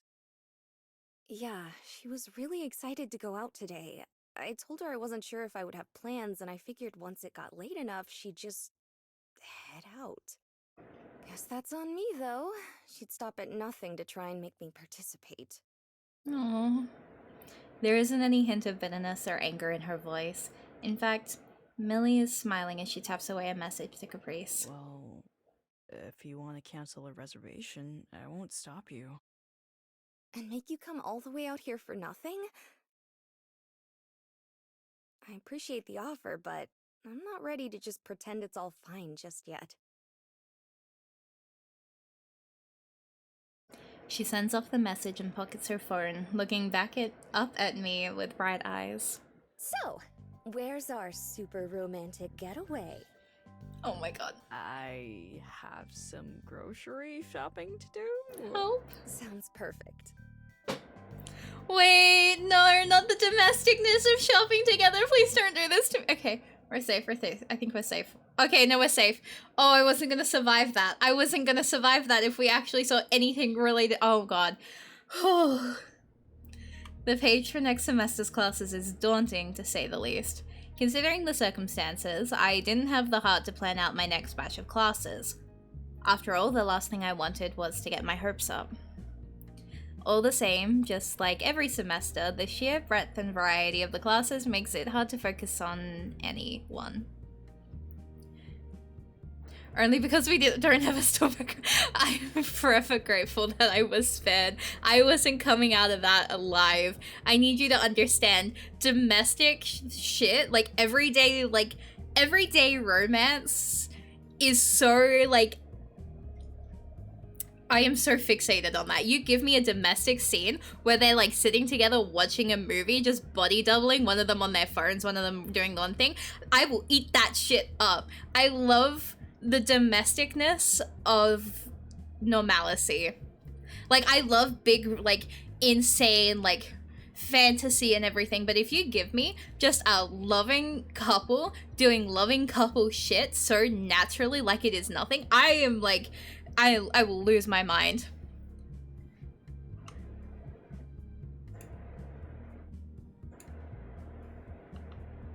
Like, the love that I have for people just being so in love. Ugh, you know what I mean? You know what I mean? I think that's why I like reading a lot of stuff with that kind of thing, because like I noticed that I tend to have the habit of reading very, I'm picking my words carefully, because like I was self-reflecting over this a few weeks ago, and like I noticed that with a lot of the stuff that I read, it is very much domestic people like falling in love and going through like all of this. Neki can vouch, because like Neki sees the stuff that I read, and like it's funny because now I'm like so obsessed with this concept that when I get to consume it, I'm like, I'm eating this shit up. This is my meal. I'm fucking thriving. This is a buffet and I am living my best life. Anyway. All the same, just like every semester, the sheer breadth and variety of the classes makes it hard to focus on any one. Wait, business management? You took a business management course? Absolutely. Were you a business major? How did I not know this? I meet her incredulous disgust with a stone. I wasn't not a business major. What did you think I was studying? Have a good rest of your day, Kaida. No, because I also love domestic shit too. We're both yeah, no, like we're in there reading like the most domestic stuff, and we're like, yep, no, this is everything to me. It's like one of the best tropes is, oh, you're sick, and I'm gonna stay and look after you. Let me try and do what I can to make sure that you're comfortable while you're. I don't know. Culinary arts, maybe? Botany? Anything but business. Does our college offer a botany major? Well... Does it, Millie? All right. Enjoy your capitalist nightmare. Millie, a chance of begging. Believe me, after the hell that last semester put me through, I think I'll take it as a sign to switch things up. I was just trying to find a major with steady job opportunities. Gotta stack the deck in my favor somehow with all the debt hanging over my head. Can't all be artists. What makes you think I don't have debt? Sorry. Everything about you says scholarship or maybe high school valedictorian. That gets a laugh out of her. I'd honestly be surprised if she didn't have a full ride to university after this, but it's probably rude to ask. Caprice actually got valedictorian. What? Huh? Really? Really? No, like, no, same, Olive. But I still got salutatorian. We were neck and neck our entire high school career, but the amount of extra credit she got through club activities pushed her over first place in the end. Insane. I spent all my extra time studying just to keep up with her. I feel like that's the biggest plot twist of this entire game. Like, I'm genuinely like... What? What do you mean? What do you mean? With a flourish, Millie stretches and takes another sip of her coffee, finishing it off. The smell of hazelnut has overtaken our whole booth with the amount of flavored creamer she used. She turns the computer back towards her and gives it one more scroll through, counting the amount of credits I've selected. Have you seen Mo? No. She has a brain cell. Like, I'm so proud of her for having a brain cell. It's mostly Gen Ed with one pastry class mixed in, thanks to Millie's recommendation of finding one class to get excited for. Choice of major aside, I think this is a much more sustainable selection than you had last semester. It's no wonder everything came crashing down at the end. You have to account for time to rest in your schedule too. Yeah, Millie, get 'em. I decide to refrain from telling her the free time will likely be used to pick up extra shifts here. My mom's been pulling double shifts far too often for my comfort. Yeah, I'll try. Thanks for looking it over with me. The bell chimes. Looks like break time's over. Standing up, I put on a courteous smile and go to greet... Howdy, it's me! Olive's face. Caprice bounds in with a characteristic wave, like she's coming into a friend's house instead of a restaurant. She looks around with bright eyes, catching Millie's glance and giving her a big wave too. Ooh, are you two on a date? Excuse the interruption. Millie was just helping me with my schedule for next semester. To take all the same classes and pass love notes during the teacher's lectures? How shameless. Insane. Where are you getting these ideas? That does remind me. I never did properly congratulate you for passing your finals. So, congratulations! If she could make confetti fly around with just enthusiasm and volume, the entire trolley car would be full of it. Thanks. It's really all thanks to Millie. She's a great teacher. I bet. Look at her face, look at her face, look at her face, look at her face, look at her face. Look at her face. Look at her face. Oh, right. She stands up straight like she's just remembered why she's here and immediately pulls out a sketchbook. On the side, next to a full page of doodles of various objects I recognize from around town, is a neat row of writing. Remember us sitting in a work hall trying to get that confetti effect to work for full... Oh no! Can I get some drinks to go? We would have gone to the vending machine down the way, but it's broken. Sure thing. She follows me over to the order window and lists off everyone's individual drink. Each with special instructions like extra ice or extra ice in. It's probably a joke, but she asked if you could put a shot of bourbon in it too. The confetti works, oh my god. After she pays, I slide back the change and immediately get to work on the order. The other drinks don't take too long. But someone, Allison, ordered a fancy latte. While I prepare the cup with equal parts chocolate and caramel, Caprice sits at the bar stool swinging her legs. We're doing Pomodoro practice around town. Have you ever heard of it? Yes, we actually do it in the writing club pretty often. What's it called again? Caprice giggles a bit, and Millie rolls her eyes, hopefully in good humor. We usually call it the Pomodoro timer. It's when you set a solid amount of time aside and write as much as you can before the timer runs out. It's a good technique for just getting words written in a first draft, even if they need to be edited later. Wait, that's what it's called? I need to look up at that more. Sometimes I literally, Neki can vouch, I'll be like, alright, this time. And then, like, well, like, because I like body doubling with people, so I like sitting in, like, calls when I'm working with people, because, like, body doubling is so good. And I'll be like, okay, I'm gonna start reading, and I'm gonna stop at this time, and we'll see how many words I do. So I will start reading, stop at the point, check my word counter, and be like, okay, that's how I know that I can do 1.5k words an hour at the moment for, like, my rough, like, thing. So, like, I didn't know that there was an actual thing. Body doubling is how 99% of Twofold. Yes!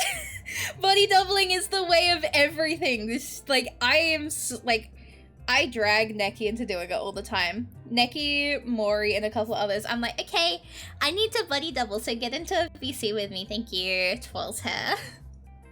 Or to get sketches down on a page. Exactly.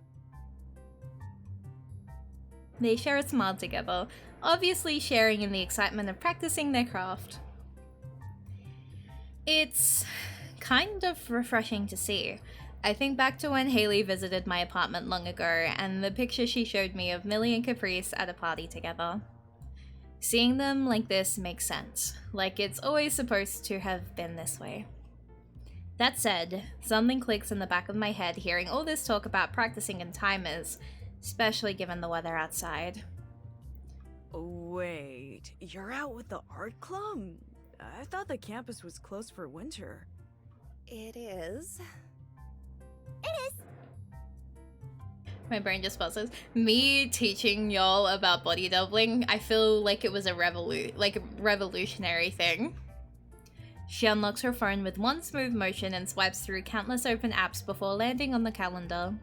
She holds it up to the window, and while I can't really make out what anything says, especially while trying to foam the milk for this drink, it looks pretty filled up with multicolor events. Rain, sleet, snow, or hail, the arts club draws.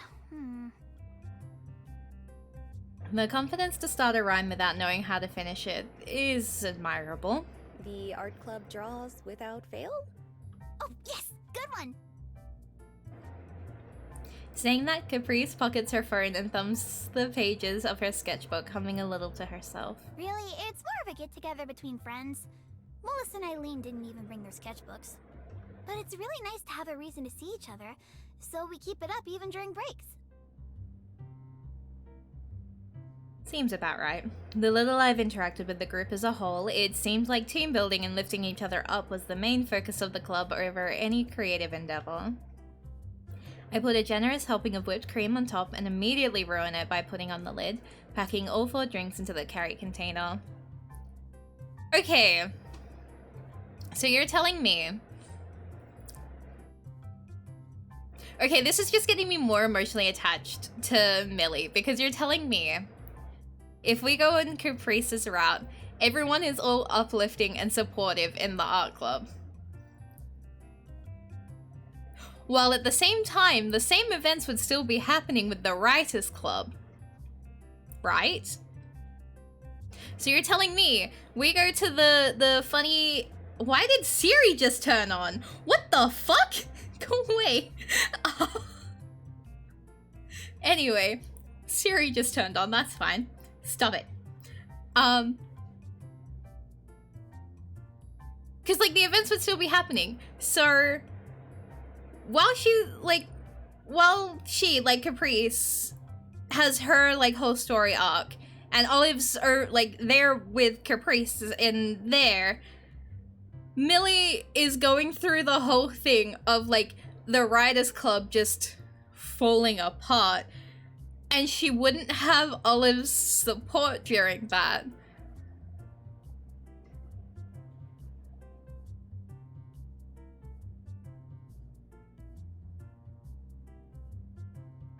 This... I'm having a lot of feelings right now. Holding Millie. The only way to know for sure is to read. I'm holding Millie. Like, this is my baby. Like, who supports Millie? Because, like...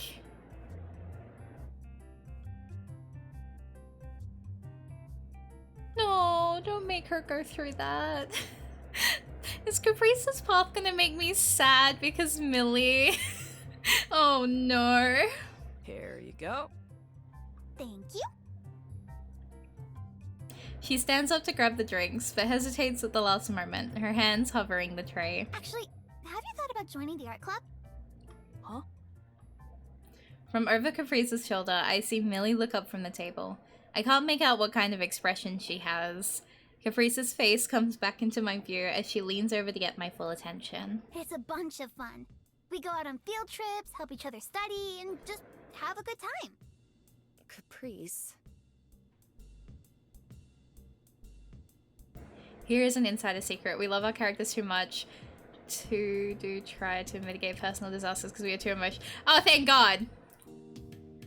Okay, thank God. Because, like, there is a reason in some other VNs I haven't played other routes, and that's because, like, one of them I was like, I can't do that to them. I'm too emotionally attached. I can't pick the other side because, like, it just breaks me. So I'm okay, that gives me a lot more peace of mind. Thank God. Oh, thank God. Because, like, I am so emotionally attached to Millie. Like, I looked at her from the start and I went, oh, it's you. It's absolutely gonna be you. You're gonna be my fixation. I was right, like usual. I'm holding her, like, if anything happens to her, like, this is a disaster. Please.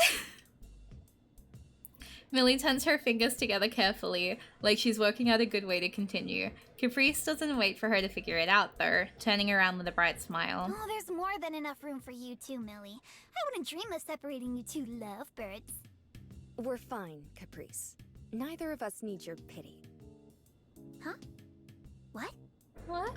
All have passed their classes, so it's not like they need the tutoring anymore, right? Even then, they can just study with everyone in the art club instead. What if they like the writing club? Oh, come on, Millie. You don't even like the writing club. Stop trying to read my mind and fix things that aren't a problem. My God. I'm not. I'm just trying to be nice. Did you forget what that looks like? If wedging yourself in your club in the middle of everything is being nice, I'd really like to know what you think being insulting is. Why are you always picking a fight with me? It's like everything I say just sets you off. Why don't you try talking less? Oh my God. Okay, hey, maybe we should take a minute. Whatever, I'm out of here.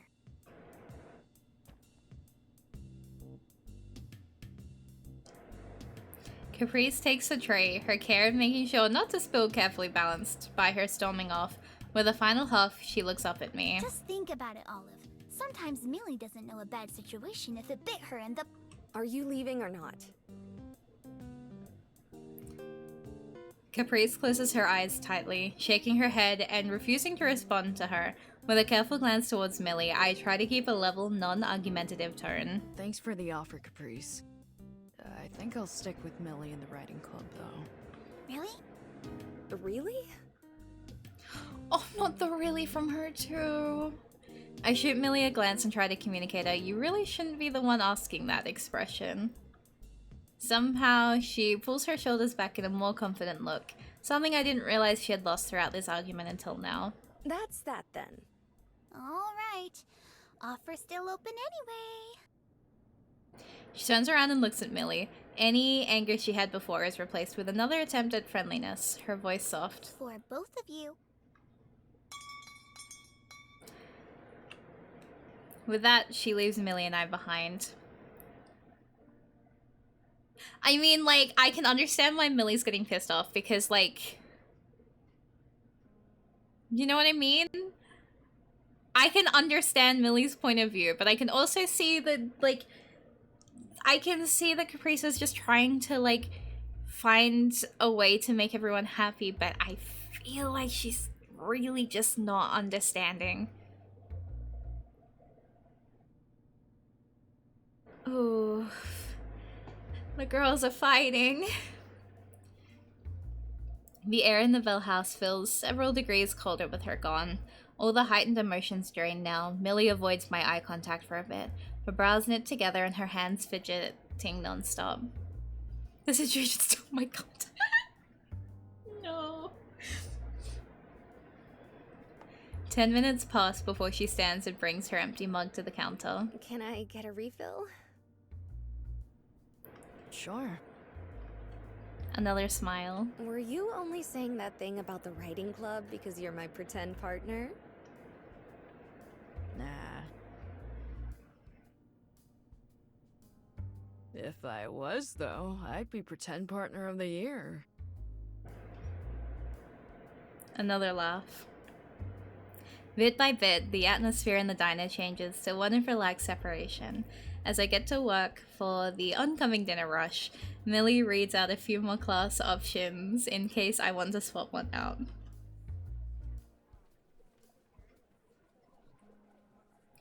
Afternoon becomes dusk, customers begin pouring in, and Millie heads home. When I look at my computer again, I can see a poorly typed out cat with a thumbs up emote next to it. Good luck next semester. Remember, hang in there. Just saw a tweet, I can't wait. Question marks? Oh, word?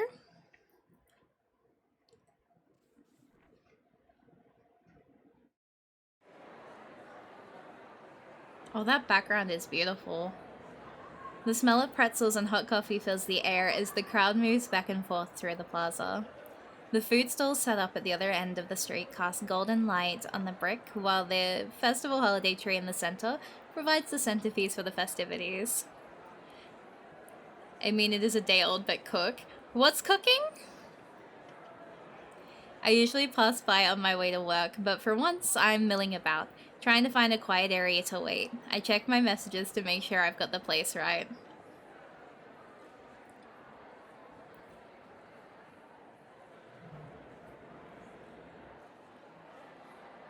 Oh, guess who finally actually figured out how to do it? That's insane. Oh, I was stupid last time. Hey, are you busy? Kinda, at work, why? We need to talk. What time do you get off? 6, what's up?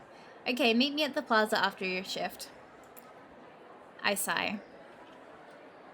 If it weren't for the fact I was just getting out of work anyway, I'd probably have rescheduled for another day. I pull my coat around myself a little and bury my face into my scarf. The heat from the food stalls is helping against the bitter cold, but all the same, I'd really like to get home soon. Are you coming? Hey. Hi. I nearly jump out of my skin as Haley pops in behind me. She pockets her phone as she approaches and tosses out an empty cup into the nearby trash can. Jeez. Please stop sneaking up on me. No, please continue to do it. I'm begging. Pay more attention to your surroundings. Yeah, get 'em.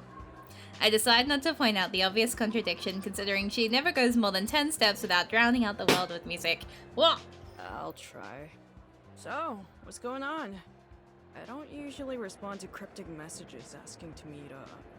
I've missed her. I won't lead you to any secondary locations. Relax. It'd be easier to if I knew what you wanted to talk about. Oh, that. It's about Christmas. Okay.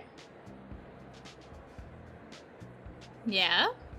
She pauses. Like, I'm supposed to grasp some sort of meaning from that. I return her a look of blank confusion, earning a long sigh in response. Millie hosts Christmas at her house. Every single year for over 20 years, her and Caprice's families celebrate together. So, about Millie and you. Merry Christmas. Haley closes her eyes for a long, thoughtful moment. I wait for her to continue, but I'm not sure if it's coming. About us? She opens her eyes, but avoids my gaze. You can drop the act. I'm not gonna tell the others about your fake relationship dating whatever you have going on. Haley read them like a fucking book. Her voice stays completely level. She doesn't even raise her eyebrows or look particularly concerned. As for me, I feel my heart drop to the pit in my stomach. In a way, it was expected. Being caught in a lie, regardless of intention, weighs on my shoulders. You knew? Obviously. Man, sure, I thought we were doing a pretty good job of it. Sorta. She shrugs, like that's explanation enough. Anyway, that's not the point. Not entirely. I think I get it. You swoop in and save Millie from her overbearing best friend and clueless family, and she gets to avoid her problems. Huh? All I'm asking is you don't mess up this Christmas thing. It's not supposed to be any of my business, but Caprice has been working really hard on this. She's trying to fix things. If Millie keeps running away, nothing will improve. The sense of guilt and shame fades away with every sentence, replaced with something else. Something stronger that pounds in my chest. You don't have any idea what you're talking about. Olive? Huh? Did you really call me out here to help protect Caprice? To defend this whole marriage thing? Olive? She meets my gaze. Once again, there isn't a hint of malice or anger. Instead, I'm almost taken aback by how calmly she regards me, even as I feel myself getting worked up. I take a deep breath. Whatever Haley's reasoning, she's listening. She's not trying to meddle for the sake of it, and she's just as much a friend to Millie as she is Caprice. She's not trying to take sides. I know you're trying to look out for them. You have to trust Millie too. She knows what she's doing. Oh, okay. Oh, thank God. Does she? It's not a challenge. It's not judgment. Haley looks to me for assurance. Yeah. She's not running away to avoid her problems. She's trying to work through things in her own way. And no one is letting her. Even you being here is proof of everything going on. Yeah, no, let them cook. Olive, you continue cooking. Haley nods patiently. I wonder how many times Millie's had to have this conversation for her own sake. It's something she's mentioned before. The constant asking to move on, the push to just try, the request to put up with things that are overwhelming in their own right. It's no wonder she asked me to be there for her. Fake partner or not, I might be the only person who isn't asking her to change how she feels. Millie needs someone on her side. I want to be that person. If she needs somewhere to go or someone to turn to during Christmas, I'm going to be there. I'm not going to ask her to go back, or make up, or try to make things work. I can't. I just want to help her get space to work things out on her own. Yeah, makes sense. The response is so simple. My gut reaction is telling me she doesn't really believe me. In reality, though, Haley smiles. You're right. Or she's right. Whatever. She puts her hands in her pockets after that simple statement. Every part of me wants to ask more, if she's being honest or not, how she's feeling. But I don't think Haley would respond either way. I should apologize to her. It's not your fault. None of this is anyone's fault. It's just that Millie's really been on her own lately. What you're asking me to do is... Betrayal? Unthinkable? No, I get it. I hope you're doing the right thing. I hope so too. Well, things will probably work out then. Like you said, it's not anyone's fault. Everyone's doing their best. And it looks like things aren't as fake as I thought. Oh, ah! Ah! She puts on her headphones. Conversation over. Point made. A blush would rise to my face if I wasn't still coming down from the earlier defensiveness. See you. Yeah. See you. I respond to her as she's already leaving, the music playing from her headphones just loud enough to hear as she walks past. The plaza is getting busier by the moment. I feel myself getting a little lost in the crowd as I try to edge my way out, back to the streets to get home. Just as I break through the noise, my phone rings, a now familiar icon front and center. Hey, Millie. Olive, hey! I didn't catch you at a bad time, did I? Nah. What's up?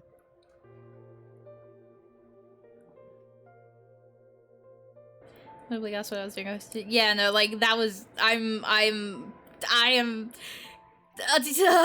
Well, it's about Christmas. Deja vu. Millie speaks quietly into the phone as I make my way through the already dark streets, her voice keeping me company.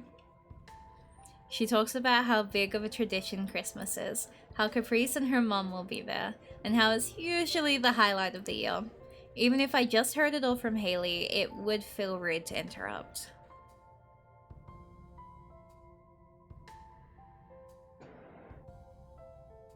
By the time I get home, she drops the question. So, I know it's a big ask.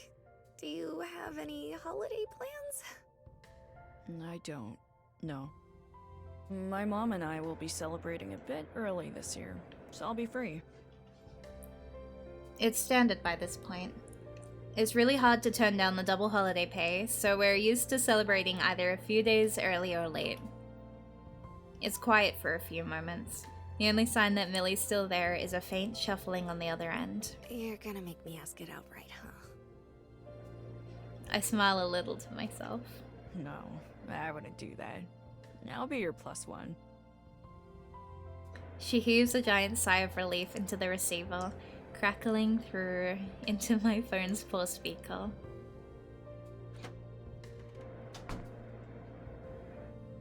My apartment is cold. I crank the heat on all the way, knowing full well it's probably take at least a couple of hours before it warms up. So, see you soon? See you.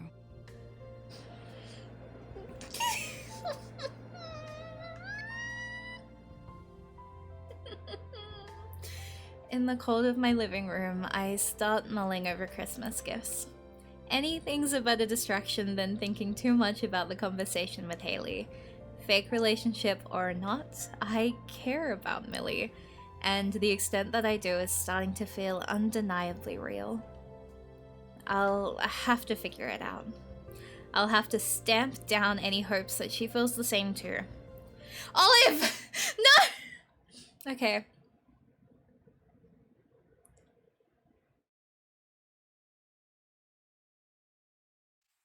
I tried not too much, but no, like you're so real for that. Like that was just, do you know what I mean? Dot your voice. Yeah, literally. Like, oh my god.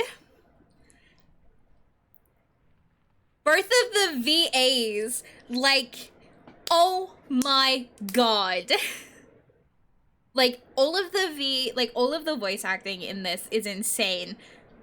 But, like, my lord, that scene, I am... Do you know what I mean? Do you know what I'm saying? I woke up expecting a text from Millie telling me she was waiting to pick me up outside. I got half of it right, at least. Rather than enjoying the morning in the passenger seat of a heater-equipped car...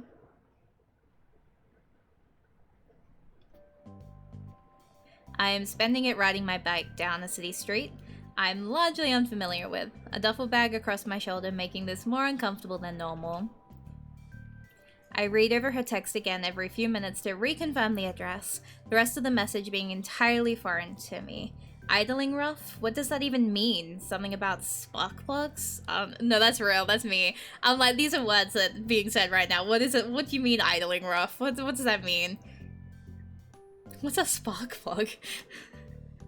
Eventually, I find a set of numbers that match up, and the exterior at least looks enough like a mechanist's shop. More than eager to escape from the cold, I dismount from my bike and step inside. Baby! Well, if there was any doubt I was... Oh! Cars is bugs checking on... Ah! I got an achievement. Look at the baby. Well, if there was any doubt I was in the right place, the little red car front and center quickly dispels it.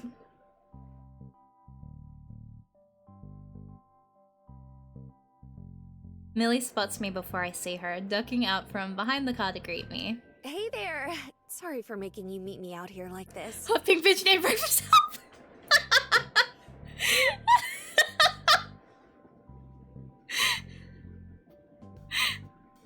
Oh no. No problem.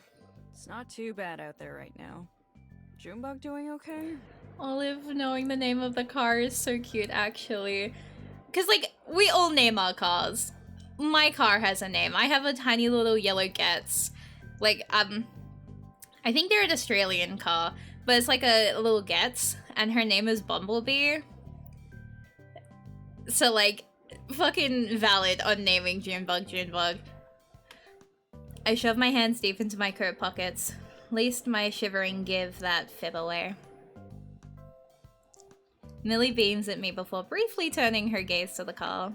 She's just fine. Just being proactive to prevent another incident before it happens. You read my text, right? Boo Cha-Cha. That's so cute. And yeah, Hyundai Getz. It's my little baby. Like, she's my angel. I have a, like, car sticker of a bee on her as well. Like, she's my little treasure. I used to have a car before her that was a little Ford Festiva, and like a little purple car, and her name was Stroganoff. Well, his name was Stroganoff. I didn't name that car. I didn't name that car, and one of my friends was like, oh, I'll name the car then. And I was like, okay, and they're like, Stroganoff. And I was like, yeah, alright, why not? And I had a Sombra sticker on there. So, like, we're continuing the trend of, like, the most absolutely perfect names for cars. And Bumblebee is my baby. I'm gonna have her until I move to the US.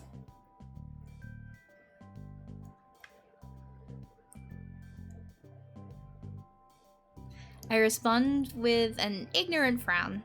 Millie is unsure of how to read it at first, but she eventually replies with a small giggle.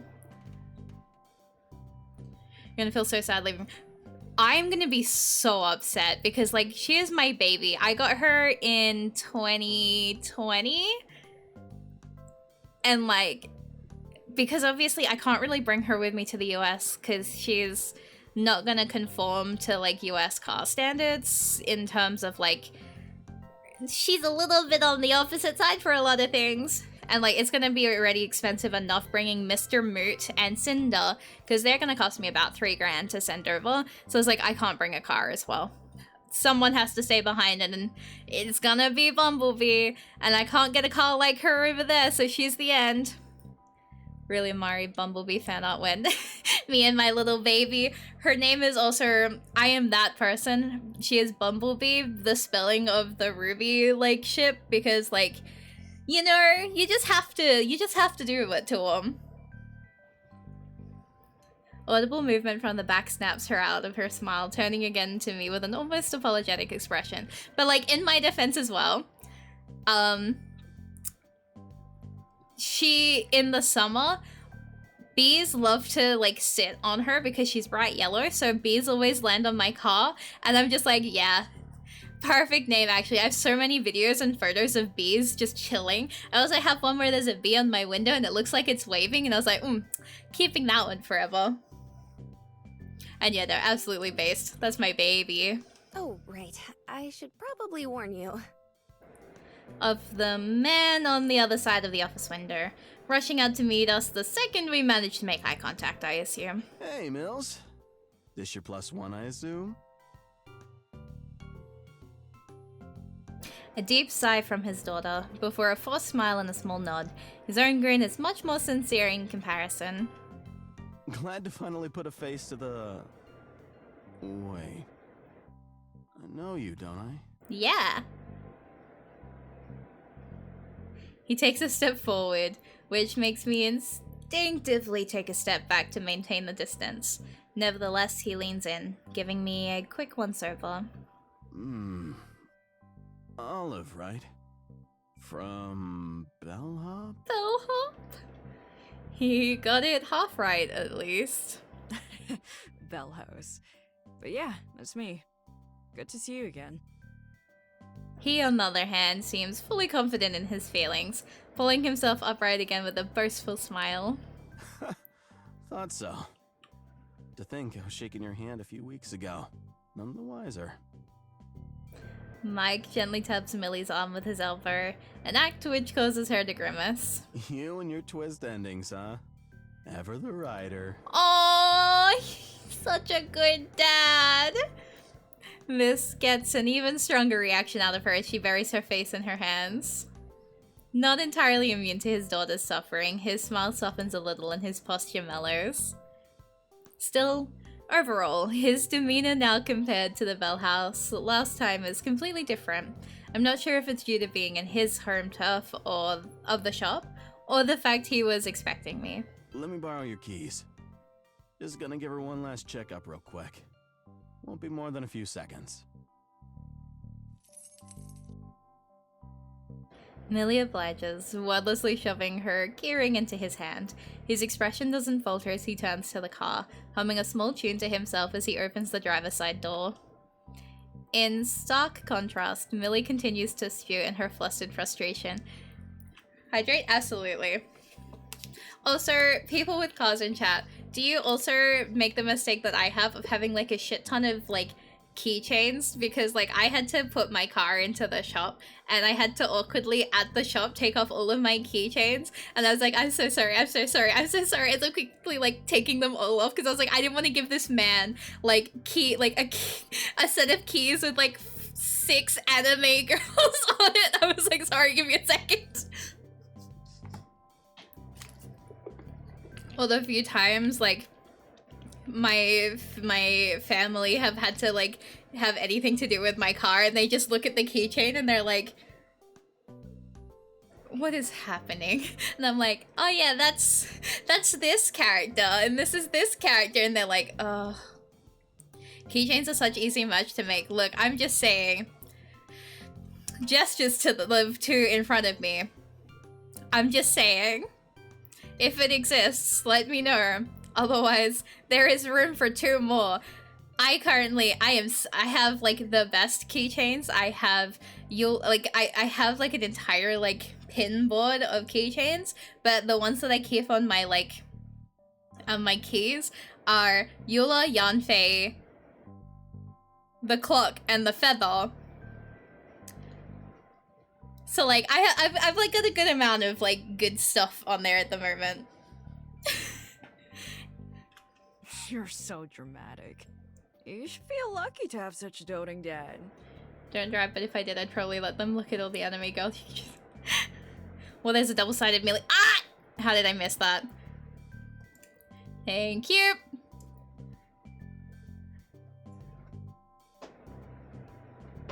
Thank you for the link. Wait, she's so fucking cute. Oh, that's staying with me. Thank you. I'm keeping that one, putting that in our DM snacky so that I can come back to that one later. I'll take the shipping. Oh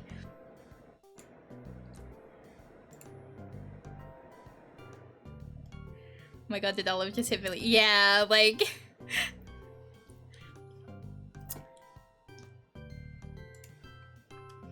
If looks could kill, I'd be dead 10 times over.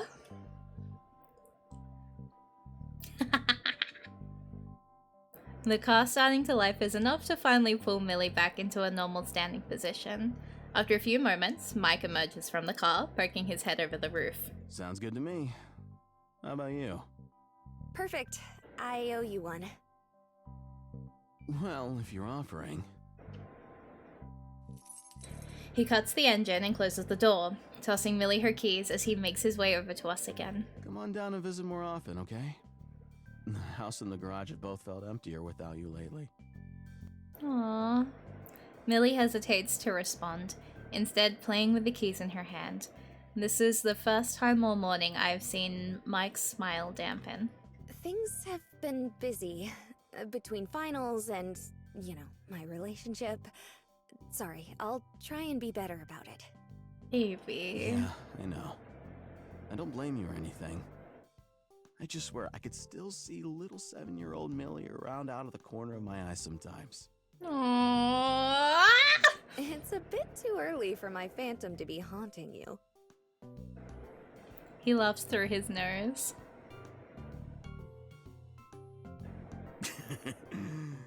Guess I might have a problem then. He's all over the place nowadays. The thing that makes these two insane to me is how often they just throw keys at each. Yeah, no, same. I also, like, I wouldn't be able to catch them.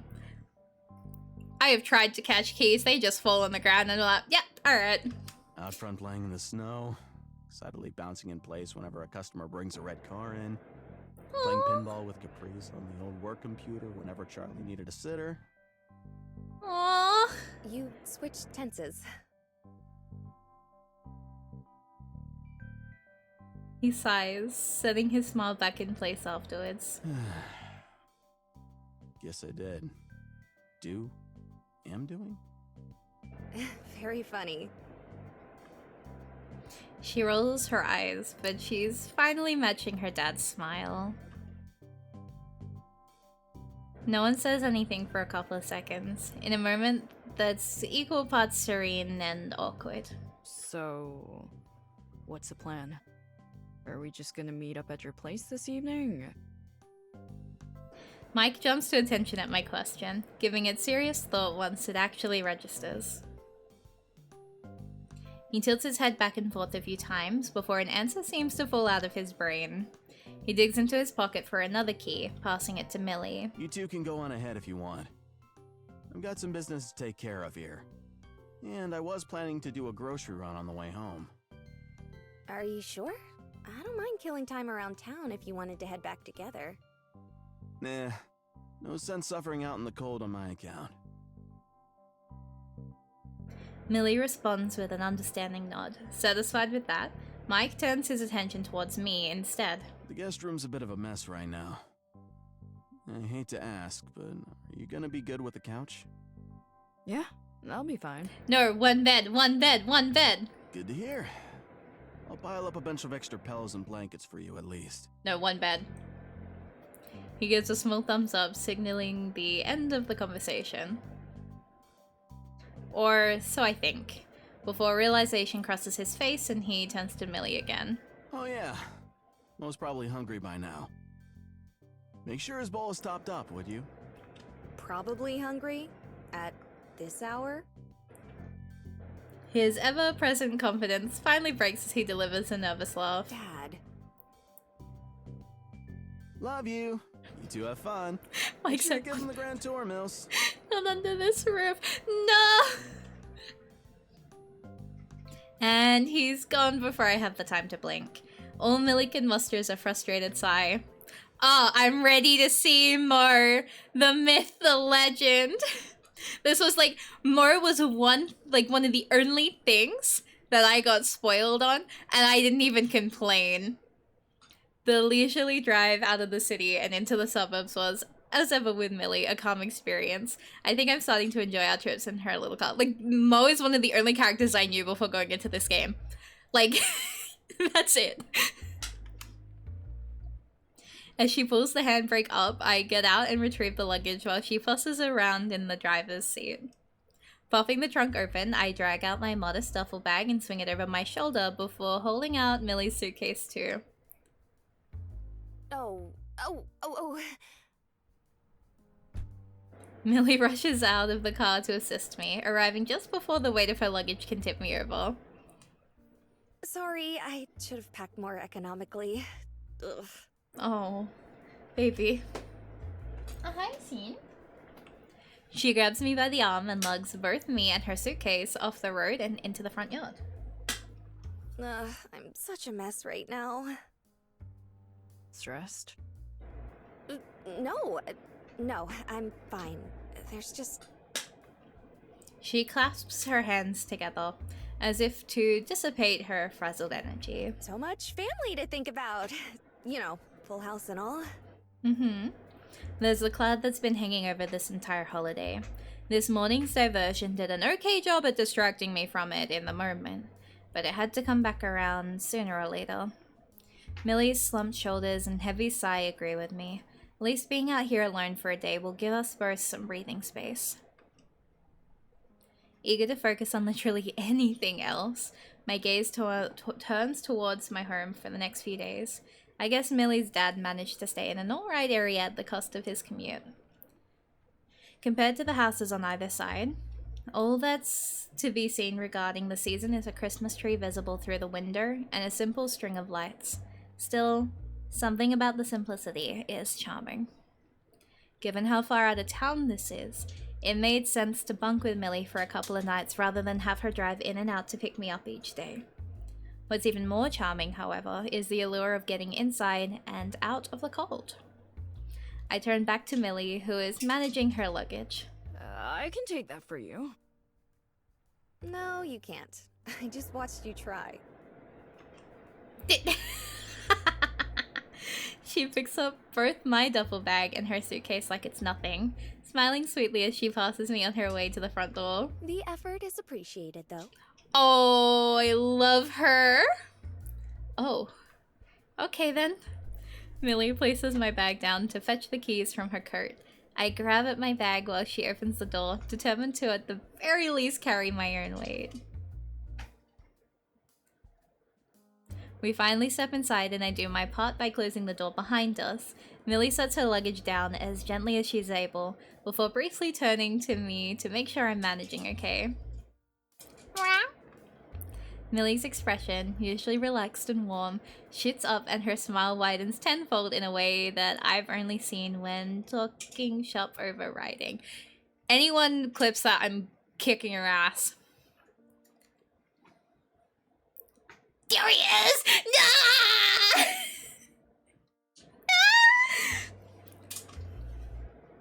She spins around quickly to meet the source of the sound. What can be best described as a sentient orb with cat ears waddles out of the kitchen area.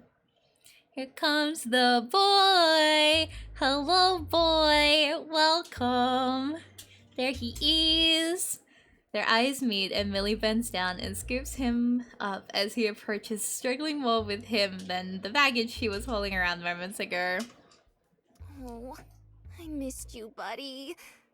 Jeez, Dad hasn't even been trying to make you follow that diet, huh? Hey, you gonna introduce me? Millie turns to me, cat still cradled in her arms. Olive, meet Mr. Mo. There's a cat under all that flab somewhere, I promise. She says, freeing one of her hands momentarily to affectionately pat his head. I wanted to bring him with me when Caprice and I moved out for college, but our apartment doesn't allow pets. Looks like Dad's been spoiling him silly while I've been gone. Nice to meet you, Mr. Mo.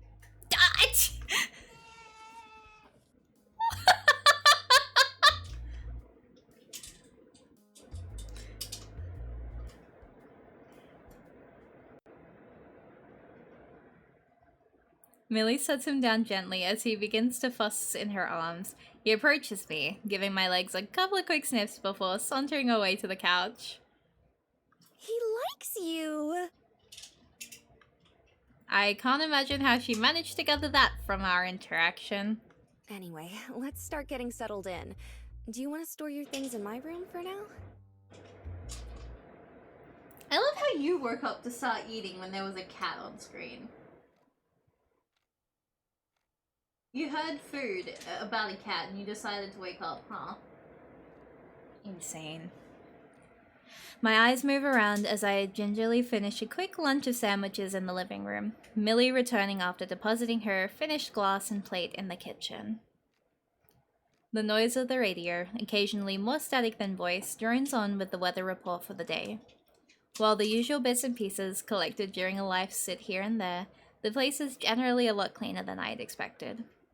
From what Haley told me, I would have figured the place to be decked out with festive cheer and lights. Instead, it looks a lot more like what my mom and I would put up. The little tree in the corner, a small reminder of the season without much fanfare. Save check after this? Okay.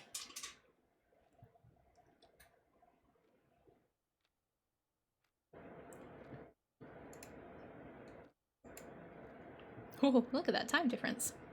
Millie herself looks a bit disappointed. Sorry, there's not much decoration. We're usually more on top of things. I don't mind either way. I think it's cozy. I guess that's a word for it. She shrugs and puts a few presents under the tree, stacking them neatly together. When she stands, she looks out the front window with a smile. The weather looks like it'll be good today. You want to explore outside a bit? Dad told me to give you the grand tour, remember? Grab your coat. Sounds like a plan.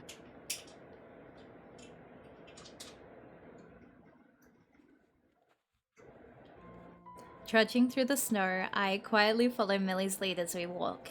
The expedition is a welcome distraction from the morning's events for her. Ooh, words.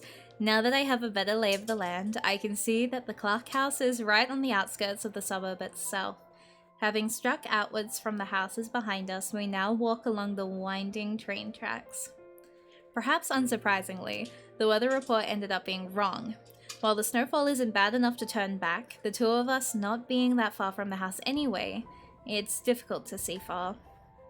It feels all that much more alone out here. So where are we headed? Just to the bridge, the one we drove over on the way here.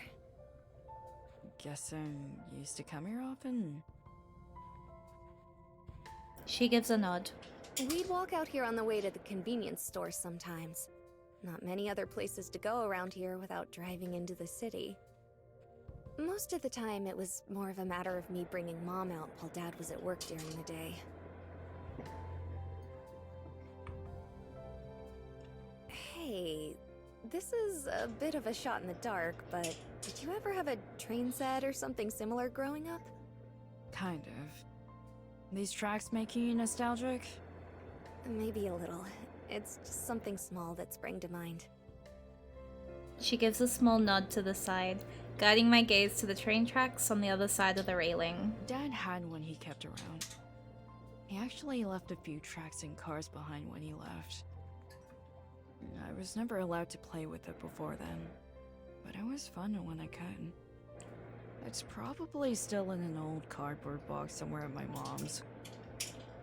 Sorry. Sounds like it was more of a collection than a toy for you. I think so. Yeah. For me, I just like to watch them go by.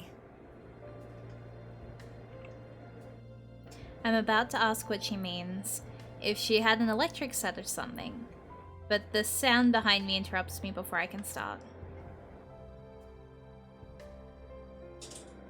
A pair of bright yellow lights shine through the falling snow, a foghorn reverberating through the air as the freight train approaches, looming through the white fog ahead. Welcome to my childhood train set. Insane! As the bridge beneath us begins to shake, I find my grip on the railing tightening. Millie, on the other hand, is practically leaning over it entirely. I'd never really appreciated just how giant they actually are until being this close to one as it's moving. I'm winded as the machine rumbles by, the clattering of the rails and carriages filling my ears. Millie looks on with an expression of childlike excitement. I'm sure no different to the face she'd had at the same scene 10 or more years past. I can't help but smile at the earnest sense of wonder she's managed to keep a hold of into adulthood. Carriage after carriage passes us, Millie's eyes never tearing from the sight. This really is a train set for her, though far larger than the one I had. After what must be quite a few minutes, it finally passes, leaving the two of us to watch the last of its cargo-laden stock disappear into the snowfall as we transition to the other side of the bridge. The deafening racket slowly fades into the snowy distance, leaving a pleasant silence. That was cool. Wasn't it? You don't get to see stuff like that up close in the city, do you? She's practically buoyant, raising herself up and down on the balls of her feet as she's filled with renewed energy. As she settles down, Millie's excitement turns into a warm smile across her face. Good to know that if we're ever tight on cash, I can just take you train spotting for a day. Oh! She gives me a gentle push, laughing as she does so. Her smile doesn't go away, but it definitely softens not long after. I don't think Mom quite understood it. She always humored me when I dragged her out here, though. Her face grows distant, an odd look of nostalgia and sadness crossing her You expression. must miss her a lot, huh? Yeah, I do. I've never asked before. All this time, every time she's brought up her mom has been in passing. An anecdote, a fond memory, a small touch. Even if she's passed on, almost every aspect of Millie's life has been touched by her in some way. Millie treasures every moment she shared with her mom. That much is clear. I almost feel guilty not asking sooner, seeing her eyes light up with love at the opportunity to share more about her.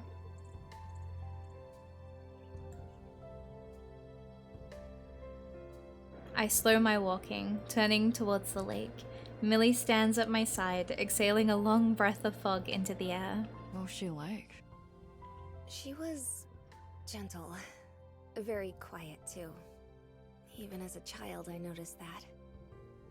She loved books, taking walks. She kept a journal. Several, actually. I remember her handwriting was so pretty. I would ask her to write my name for me, over and over, so I could practice it. It sounds like you were pretty similar. She gives a smile of appreciation at the sentiment, but there's an insincerity to it. I don't know. I don't think I resemble her very much. If I did, I think I'd be... sorry, I don't mean to be a downer. Something shifts in Millie, like she snaps out of her head. She turns to me, giving me the same kind of easygoing grin she would use all the time in the riding club. Huh? I asked. We should get moving before it gets too cold. Oh, honey. Quashing down any lingering feelings, Millie doesn't wait for me to agree. She thrusts her hands into her pockets and shakes her head. I want to ask more, or at least give her space to talk if she'd like to. I have to remember I'm just a friend, not a partner, not involved more than I have to be. I wonder if she feels the need to keep up her act in front of me because of that. The two of us begin the long walk back to her house, me jogging slightly to catch up to her. Neither of us say much, save for some pleasant small talk. I can only hope, probably fruitlessly, that tomorrow is just as calm.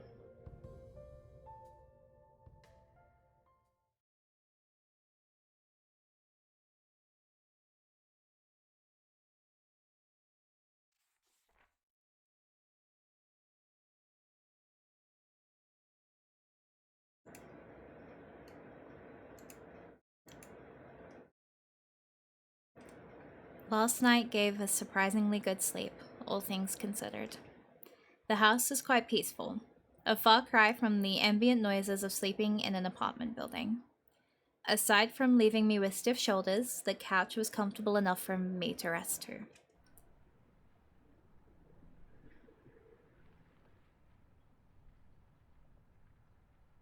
After a quick stretch, I reach for my glasses, officially ready to start the day. So, now what? Looking for ways to occupy my idle hands, I reach for the blanket I was using last night and start folding it away. Yeah, I'm not gonna lie, seeing Olive without glasses was insane just then. I'll need it again tonight, but I'm sure the living room will be seeing a lot of use and it wouldn't do for the couch to be such a mess. As I'm wrapping up my cleaning, the kitchen behind me starts showing signs of life with the sounds of an early sizzle finding its way to my ears. By her own admission, Millie isn't much of a cook, which narrows down the options pretty significantly. I stand up and add the mountain of pillows Mike provided me atop the now folded blanket, before turning towards the kitchen. I take a few steps over to the entertainment center to steal a glance at my phone charging away. It's not even 6:30 yet, and who knows how long he's been out here before I woke up. I thought I was a morning person, but not to that extent, and definitely not on a holiday. With that minor curiosity sated, I make my way towards the entranceway of the kitchen. As predicted, he is hunched over a pan, not doing much of anything other than observing it right now. It's early enough into the process where whatever he's working on isn't giving off a strong enough aroma to cue me in on what breakfast is going to be yet. Morning. He turns his head, looking as if he'd just seen a ghost before returning to his typical hard-to-read self. Oh, morning.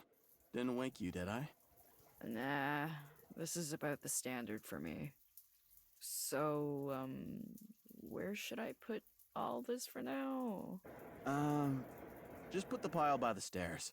I'll put things away later. Breakfast should be done in 40 minutes or so, give or take.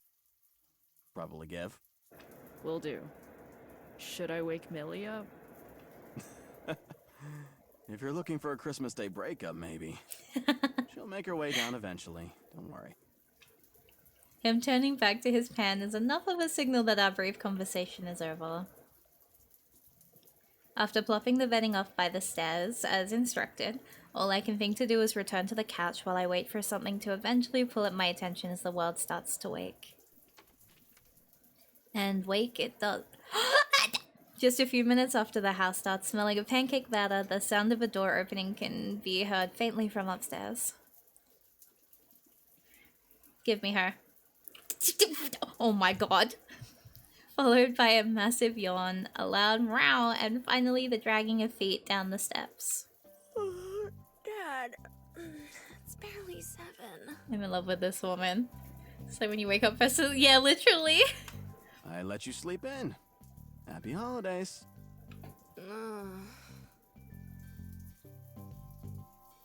Oh, I love her actually. Oh, it's over.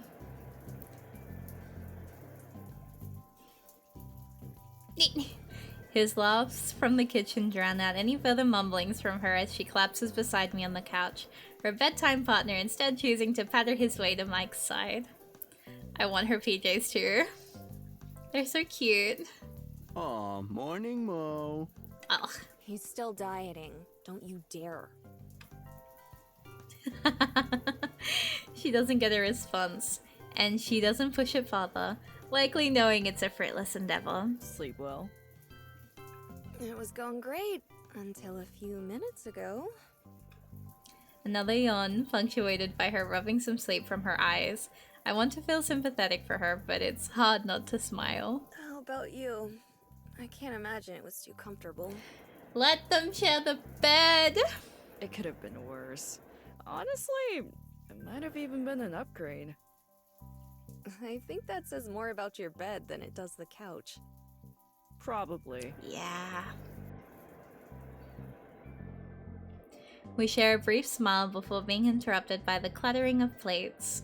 Mike emerges from behind us, plates piled high with pancakes on a tray in one hand, a couple cups of coffee in the other, Mr. Mo close behind. Even working in a diner myself for so long, I'd be terrified of carrying around anything even remotely similar, the potential of a mess being almost catastrophic. The tray finds its way safely to the table before us, with the coffee soon after, hardly a drop out of place. If you don't take your coffee black, just let me know and I can bring out some sweetener. Black works fine for me. Thank you. Sort of figured it would. You seem like the type. I have no idea what the implication is there, or if it's supposed to be a compliment. The fact that Millie's cup is an equal shade of dark probably means it isn't an insult though. Millie wastes no time taking her first sip, desperate for some help with shaking herself awake. With his hands emptied, Mike brushes them together to signify a job well done, and turns to make his way back to the kitchen. Are you not having anything? We could eat together. Nah, dinner's gonna be an all-day project, I fear. You two enjoy yourselves, though.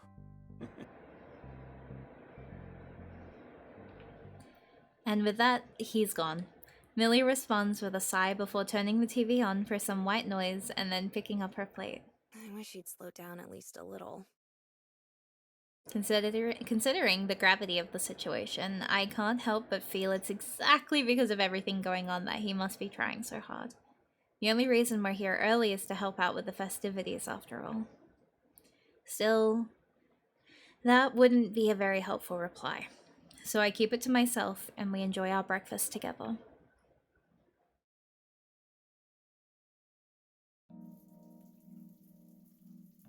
The morning passes by quickly. Between wrapping presents together and running to and from the store to grab ingredients for Mike's dinner recipes, the amount of last-minute preparation is more than enough to keep us busy. As late afternoon sneaks up on us, we eventually find a break to return to where we started the day. Side by side on the couch, Mr. Mo napping comfortably on Millie's lap. It's mostly silent now. The only noise being some faint radio program that Mike's listening to in the kitchen and the sound of cooking. It's inevitable that eyes start to wander, with mine eventually resting on the numerous shelves underneath the stairs. More pictures line them than I can count.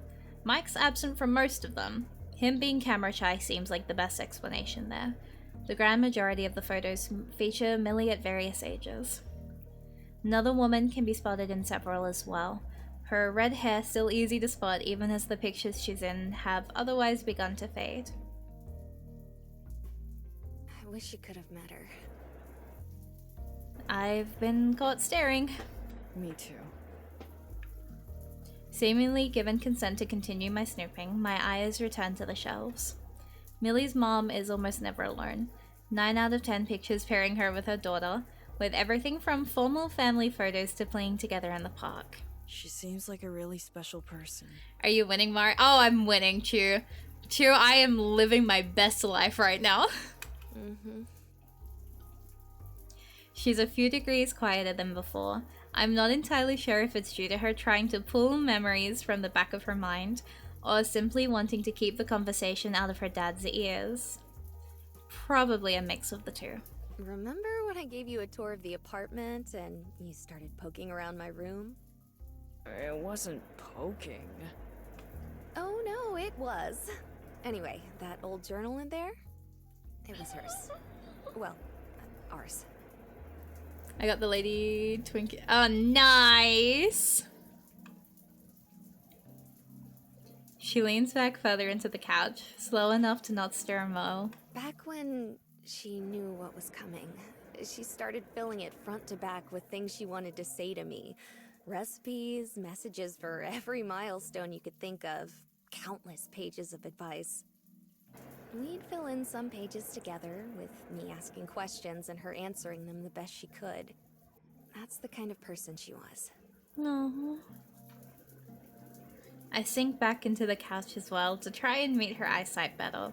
I feel like I'm somewhere I'm not supposed to be, even hearing about its existence. She was so thorough about it, too. She had an answer to almost everything. Holding on to what's important, how to be there for someone, dealing with stress, what to do if Dad remarries. She was already quiet, but that barely even registered as a whisper.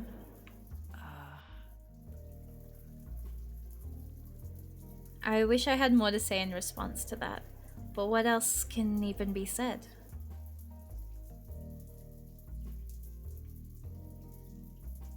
Mo! She gives Mr. Mo a couple gentle taps, prompting him to crawl off her and into the space between us. The garden booty shorts. With her newfound freedom, Millie stands up to grab a picture from the shelf before returning to my side. Millie's and Caprice's moms, both smiling as wide as they are able, babies cradled in their arms. That one was left blank. I guess she lost her nerves. Oh. Did she run out of time? I don't know. Maybe. She strokes the frame a bit with her thumb, slowly and thoughtfully. Things were so easy before all this. For all of us.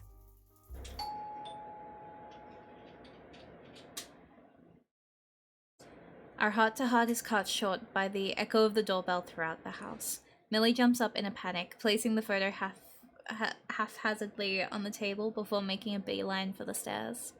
Oh, my heart. Hey, wait! I'm sorry, I'm not ready yet. Cover for me. Oh, Millie. And she's gone.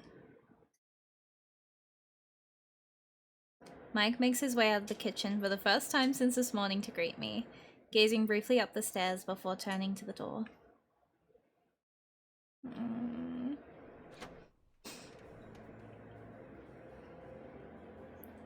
God, she's so pretty! Mike takes the lead, twisting the doorknob, revealing Caprice and her mother on the other side. Hey! Hi. Not as warm as I'd expect two lovebirds to be. I guess walking on eggshells about the entire thing is sort of inevitable given the circumstances. Olive! Long time no see! Spotting me from behind Mike's back, Caprice worms her way past him to greet me properly. Come in. Hey, you're looking well.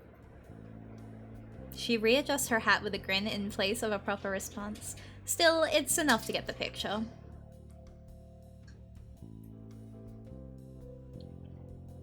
With that out of the way, she makes her way to the Christmas tree, setting down a couple gifts under the tree with an amount of care and restraint I would have never thought her capable of. Nice to see you again. I was really excited when I heard you'd be coming over. The sound of a door closing follows right after the voice pulls my attention away from Caprice and towards her parent. It's good to see you too, Miss Shifton. A grimace, and not from me for once. Thankfully, her smile returns not too long after. Charlie works fine. Looks like Millie's picked out someone just as formal as she is. Speaking of which, where is she? Caprice joins in on our little circle forming around the front door after giving the living room a quick scan for her friend. Mike and I answer by turning our eyes up the stairs. I'll go get her. She's a cool mom. She's so cool. She is a cool mom. There are words that I want to say that I should not say on stream. That's the first thing I expected and last thing I wanted to hear. Let's just hang down here a bit. Give her a minute, okay? But... Yep, I deserve that speed. I deserve that one. I will take the drink.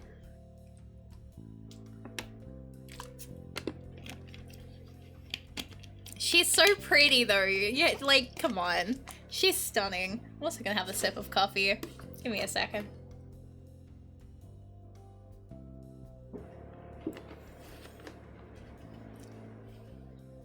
Caprice, did you simp over my mom? Look, I'm just saying. I'm just saying.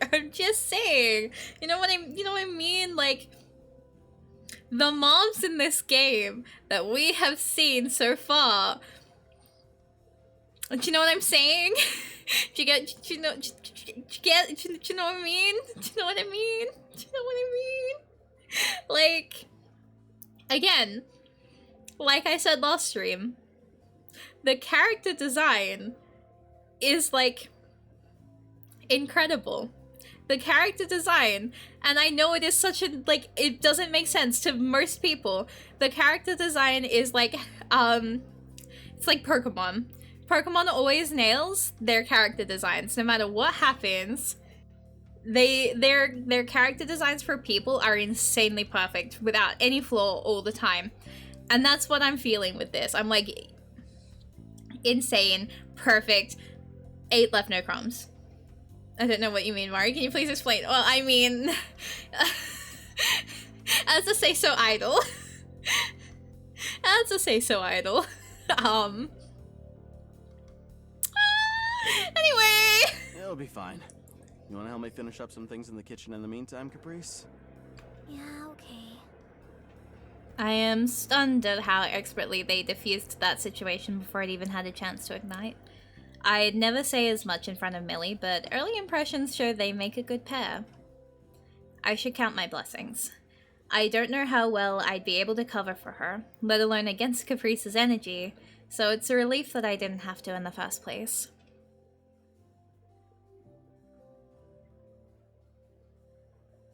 As Mike and Caprice disappear into the kitchen, Charlie heads the opposite way, propping herself up on the backside of the couch, beckoning me to follow. You sleep okay?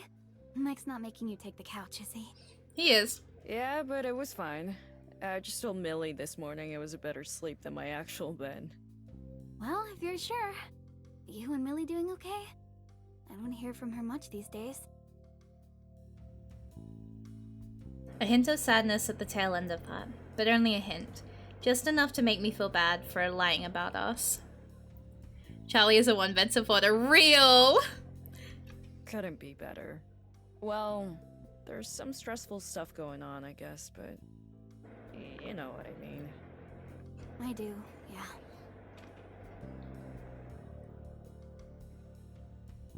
After a small sigh, the smile on her face grows. That's a relief to hear. She's been going through a lot, so I was thrilled when I heard she found someone. Oh, that's not quite the response I expected from the person at the root of most of Millie's stresses. My mind thinks back to the picture of her alongside Millie's mom, and my eyes follow. Charlie takes notice, turning her head back to the photo on the table.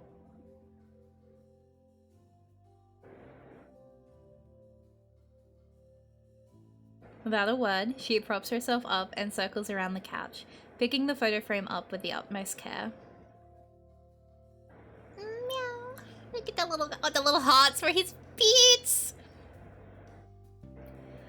Mo finally takes notice of her presence, hopping off his resting place and rubbing himself fondly across her leg briefly before making his way back into the kitchen. Someone's been reminiscing.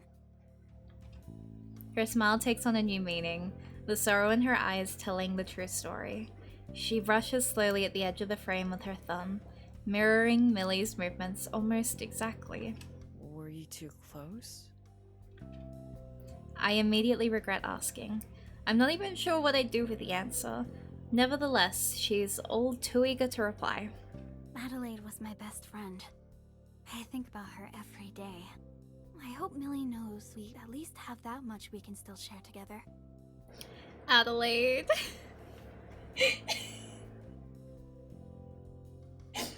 I'm sorry, I shouldn't laugh at that name, but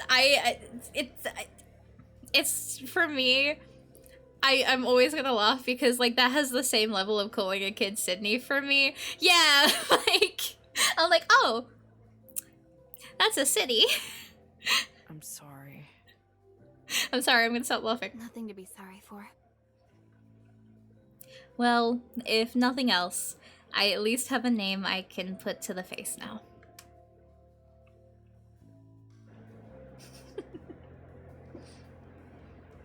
Charlie returns the picture to its rightful place, fiddling with the angle a few times before being satisfied enough to walk away and return to the back of the couch. I still don't understand all the details. The entire marriage is one giant blur, but it's hard to believe there's even an ounce of malice intended here. It'd be a lot easier if there was. Dinner's done!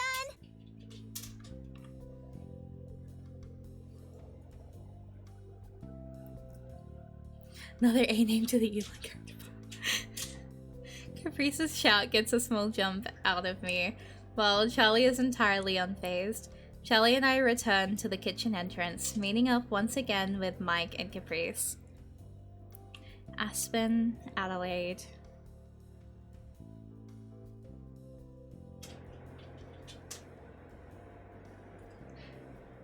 You managed to keep him from burning the house down, it looks like. If he was gonna do that, it would have already happened. I was just stuck with setting the table.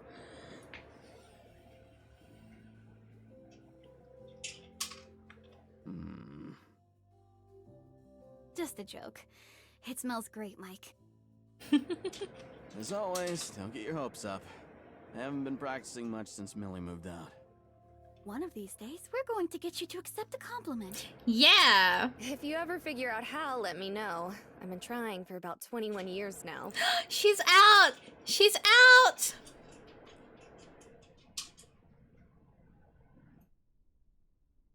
Baby. All four of us immediately shift our eyes up the staircase as Millie makes her descent. The gentle smile on her face is undoubtedly a result of her working up the nerves to come back down. Abigail! True. It's good to see you. I was worried you were gonna miss the entire night. Oh, you know, just wanted to be fashionably late. Hard to pull off when you live here, though. Oh, I love you, actually. Oh, you managed it anyway. Millie laughs under her breath, and the tensions in the room immediately lighten. It's hard to tell if things are really okay, but if both of them are putting in the effort, this night might turn out okay after all. Oh boy.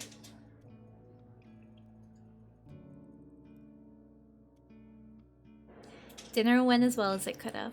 Kind words catching up, the odd friendly ribbing here and there. There were also a lot of unsubtle pivots away from certain points of discussion as well. It's sweeping the conversation under the rug, but for the sake of the holiday, it was probably for the best. The rest of the evening has been taken up by unwrapping gifts.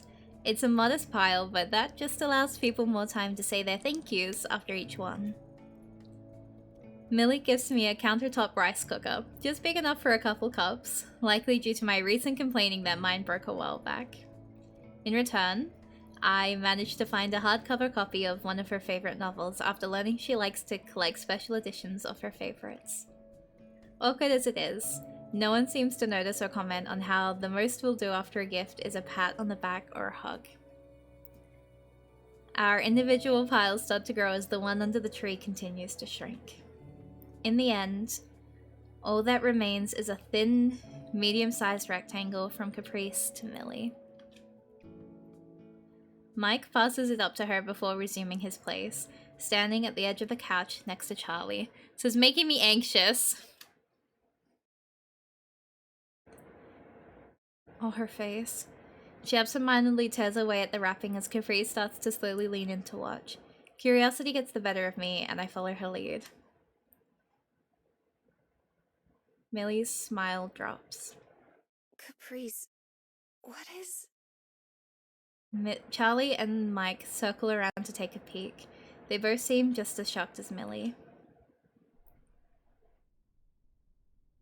Oh my god. As she tears away the rest of the paper, the gift fully realizes itself as a painting of Millie's mom. I'm not an artist by any stretch, but even I'm impressed by the quality of it. Even if I'm sure that's not the reason why everyone else in the room looks so stunned.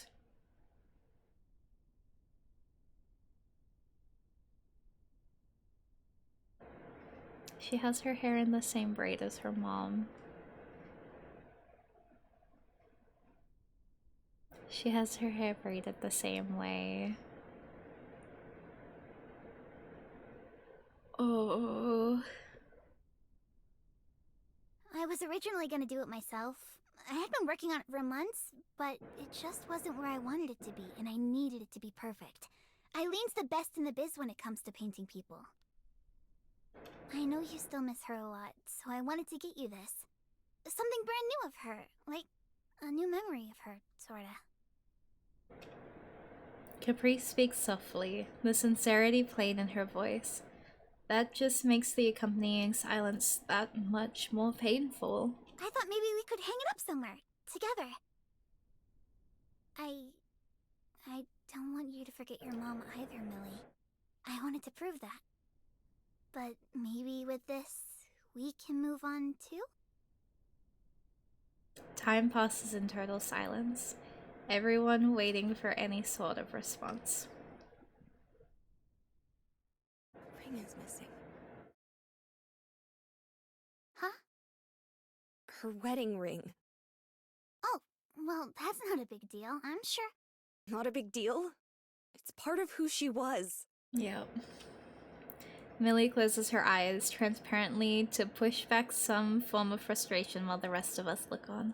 Look, I appreciate it, but I can't accept this. I'm sorry. Huh? Hey, come on. Eileen only agreed to help with this because it was for you. People care about you, you know? Caprice attempts to playfully keep the mood up, but her voice doesn't match her face. Her smile is strained, and Millie avoids her gaze completely. I don't need your club to look after me. Well, one of them has to. Millie's expression warps from its previously confused, hard-to-read state into one of anger, staring daggers into Caprice. Caprice, hey. Charlie's weak attempt at talking down her daughter has an undertone of resignation. It's too late to put this back in its box, and everyone knows it. You surround yourself with negative people and experiences, and then wonder why you feel so down in the dumps. Oh no. You aren't stupid. You know the club stuff isn't what this is about. I have no idea what this is about. You never try to explain anything, and when we do finally get you to open up, it's all a big contradictory mess. The volume continues to rise. Even through clenched teeth, they're both close to breaking, and I'm dreading finding out which one cracks first. Oh, I just don't want Mom to be forgotten. Oh, I don't want this reminder of Mom because of some dumb ring. Oh, no. If it's so dumb, then why are we all making such a big deal about your mom having one now? Caprice physically recoils back in anger, unsure of how to process that. Her mother keeps her eyes trained downward, fidgeting with the band on her finger. How can you even say that with a straight face? What's your problem? Oh, sorry. Guess it's only dumb when it's important to me. Lesson learned. Mom and I love you. I just want you to talk to us. And I just want you both out of my life!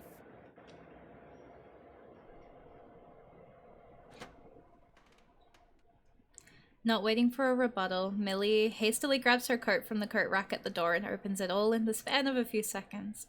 I go to follow her on instinct before I stop dead in my tracks as she turns to face me. Stay here, Olive. I want... Please. My legs want to deny her more than everything, but my mind refuses to take another step. As the door slams behind her, my heart shatters.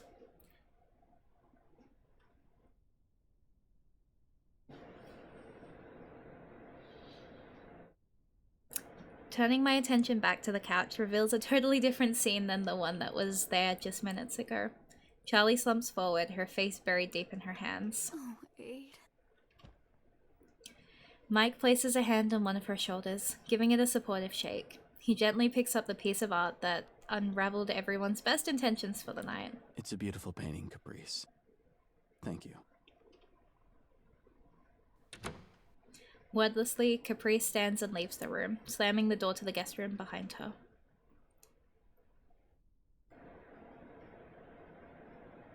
Incredibly out of my element and with nowhere else to go, I head to the kitchen and bury all of my emotions into the waiting pile of dishes, pots, and pans. As I clean, I feel my face getting hotter and tears prick at my eyes. I should have said something. I should have done something. I should have followed her. I should have done anything instead of just standing there. Okay. The night ends with Caprice and Charlie quietly leaving. Mike disappeared into his bedroom and me falling asleep at the kitchen table waiting for Millie to return.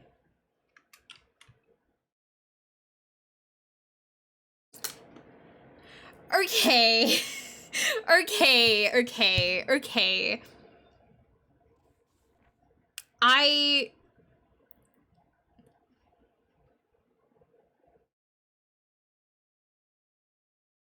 So you know how, like, I was like, oh, Millie's so relatable. Millie is so, like, oh my god, you know? I need you to understand. And this is, like, rare Mari lore that I'm willing to share. Years ago, I lost someone very, like, special to me. And I had a person at the time try and surprise me with a painting of that someone that I lost. But it was like not even a year after I had lost that person. So like that scene just hits so like that scene just hits so personally to my feelings because like no, like I had a very similar shock that Millie had when I got that gift because they gave it to me as like a big surprise and they were so excited about it. And like I just looked at this picture and I was like, oh. So like you captured Millie's reaction so viscerally perfect. Like that's not an oh no. That was so realistic and relatable that I am in shock at how much I can relate to her in that moment. Because, like, holy shit, the visceral relatability I felt in that scene, seeing Millie go through something so similar to what I went through is insane. Because, yeah, I got really upset too. Like, I got like, I could understand at the time, like, it was such a nice thing to do. But the level of upset and misery I felt getting that, I don't talk to that person anymore. Like, not because of that specific thing, but like after that, things just kind of like spiraled after that. Because like, for me, with that loss, like, people that know me now, I lost that someone in 2018. And even now, it still affects me to a really high degree. So, like, I am just wilding at how perfectly that whole scene was done. Because it is so realistic and so raw. And I'm sitting here, like, in my emotions right now, because not only can I sympathize with Millie, but I'm remembering, like, yeah, no, like, that shit is rough to go through, because, like, you know that the intentions from that person is, like, you want to know, like, you want to agree that it is, like, they're doing it because they are nice, but, like, it's that pain of grief when you lose someone that is so special to you, that, like, you really do just go back through that cycle of, like, anger and, like, just this visceral sadness. Like, that was amazing writing. I'm sitting here just processing that. Holy shit. Like, wow. Oh my god.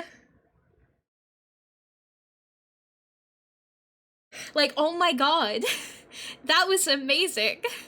And I'm feeling for Millie with that one, because, like, the, like, telling, like, the wanting to be alone after getting it, I was the exact same as well. Like, after I was given this, like, thing, I put it in my wardrobe. I couldn't even look at it again.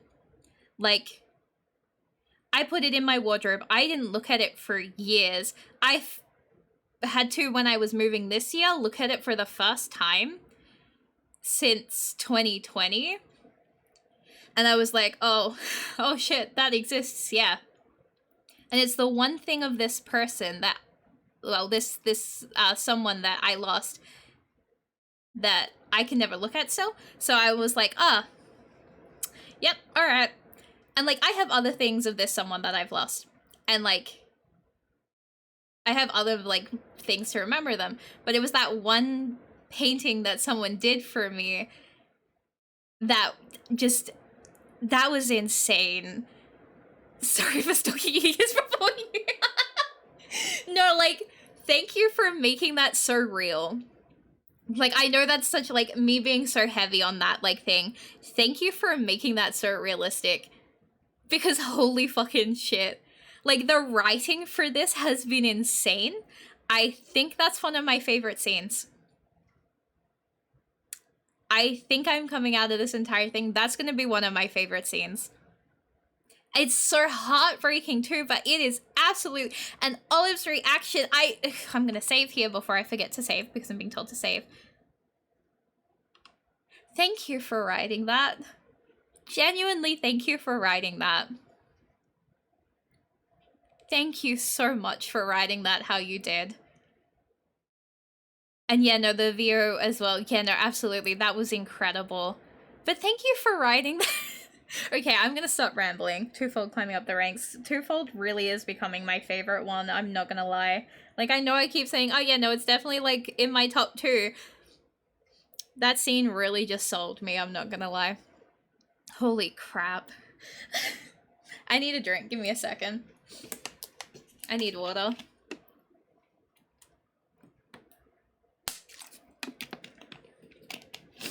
Okay. Alright. Let's get back to it, shall we? Ah! Okay. Bright lights on my closed eyes are enough to... Why did I not under?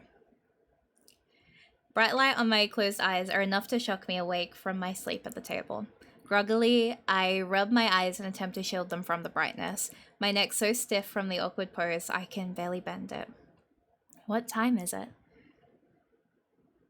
Thank you for being so open with us. I hope you're okay too. Oh yeah, no, I'm fine. Like, thank you for writing that so incredibly. Like, you captured everything so realistically that, like, because that's a sensitive topic for, like, people, and y'all nailed it so perfectly. Like, it's thank you.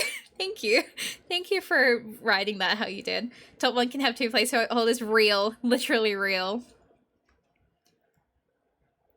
Just wow, man. Mike, who seemed to have forgotten I was sleeping here, meets my gaze and immediately apologizes under his breath. He goes back to whatever he was doing.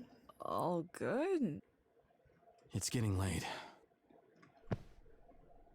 His tone is enough to alert me. With a start, I stand up, glancing at the wall clock. It's nearly 2 a.m. She's not back yet? I was gonna go drive and see if I can find her. She left her phone here, so I can't call. Oh no. I don't register anything else once I hear that. Already dressed and ready to go, I go over to the front door and take my coat off the hook. I'll go out and find her. Oh, she absolutely has to be at the bridge. He looks me in the eyes for a while, the concern he showed from Millie being directed at me as well. You think you know where she is? I have a pretty good idea, yeah. He pauses. Without further comment, he just nods, putting his keys back on the shelf. Stay safe. I will.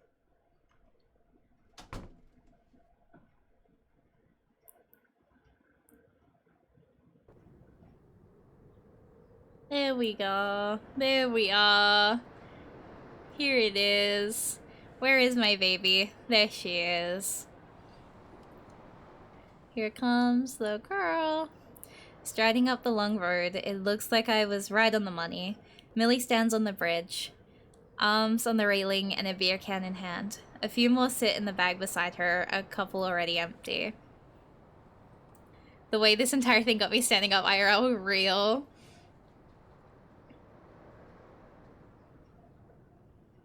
I make my way beside her and take a can for myself.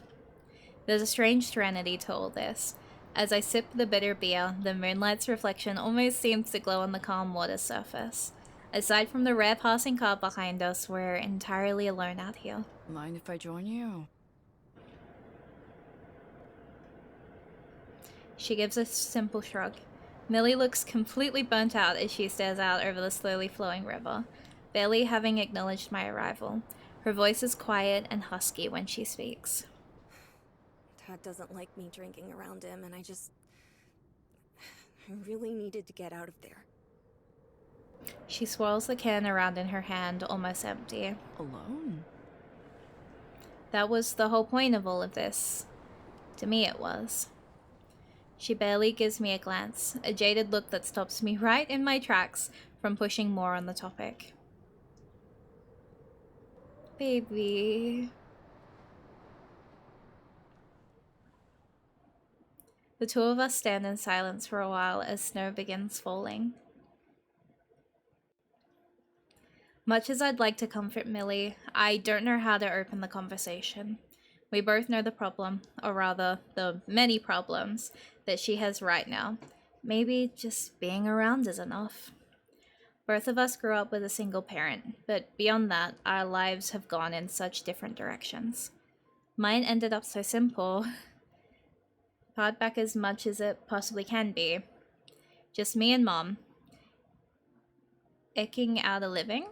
Every day, I come back to an empty apartment.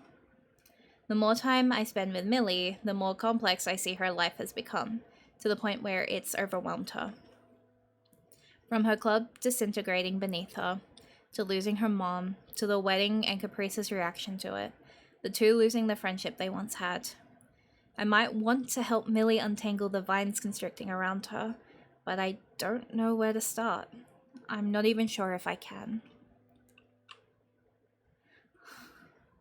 Oh. The two of us drink, alone together on the bridge between her old life and the new. None of this is your fault. She gives a cynical snort. Talk to me, please. I can't do much, but I can listen at least. What do you want to hear, Olive? More riveting tales about my dead mom? How sorry I am for being a terrible daughter? Maybe you just want to know more about why that stupid club is crumbling beneath my feet. Or is this talk about how I wrapped you, the last person who gave me any sense of normalcy, into this big performative lie? Oh. She turns to me, her voice rising, drops of beer flying out of the can. I stand there and take it, even as she gets angrier, and even as she begins to take it out on me.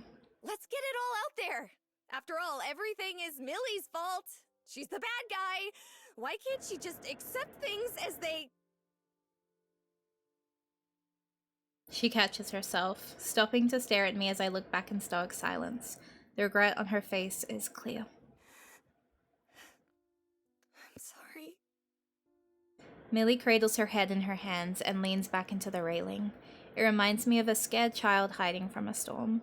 I'm so sorry. It's all just... It's so hard. I know it is. You must hate me now. Just like everyone else.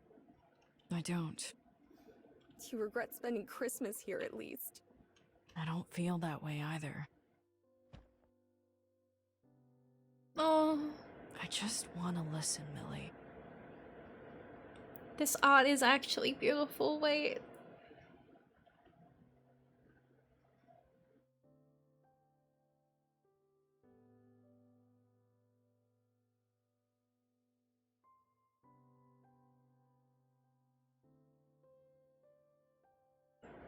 Where do I even begin? Capri seems like a good start. Millie's face sours. She's so...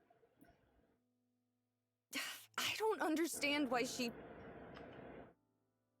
Ever the writer, Millie edits herself in real time, searching for the right words. She treats everything like some childish rivalry between us. I'm desperately trying to hold my life together, but does she care? It's honestly hard to tell, because it's always about Caprice. What Caprice wants. She pulls everyone around her into her orbit, whether they like it or not. So, I do my best with it. It doesn't matter how much bending or verbal acrobatics it takes, I will always try to solve things delicately.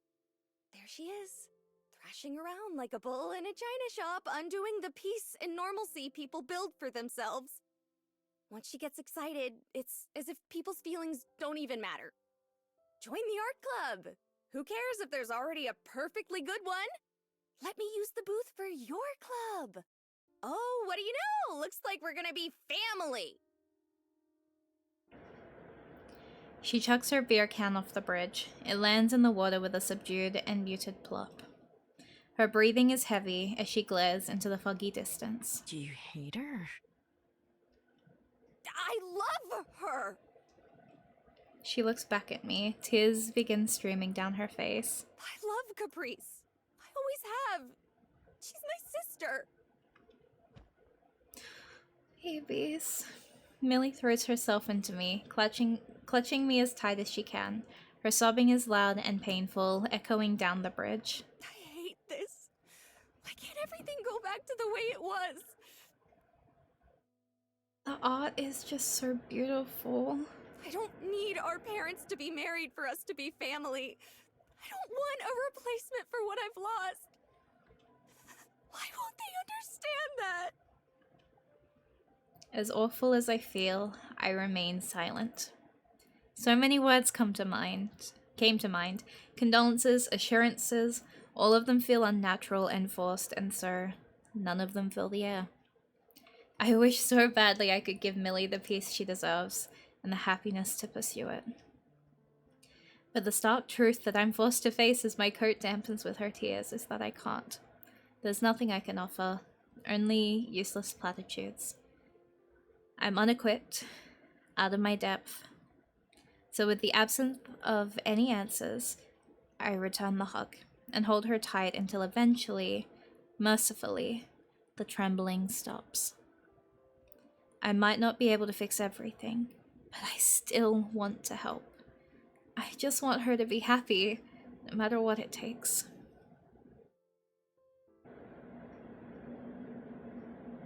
Hey, Millie? Let's head home early tomorrow. She shakes her head, still wrapped in my arms. I don't feel like I have a home to go to anymore. You can stay with me if you want. For as long as you need.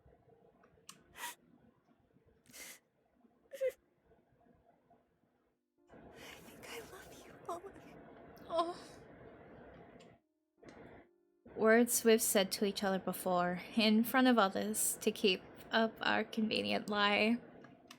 Now though, with no one to hear them but me, they sound totally different. My heart feels full to the brim and broken in two. I find it hard to piece together the right response, or if there's even a right thing to say at all in this moment. Eventually, however, 6 words come to me. I think I love you too.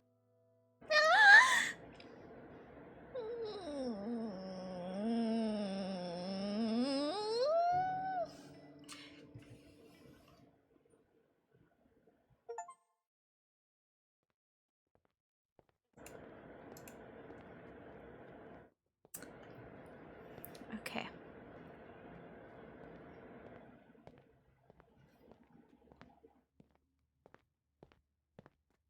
Okay. That's incredible. Holy shit. Wow.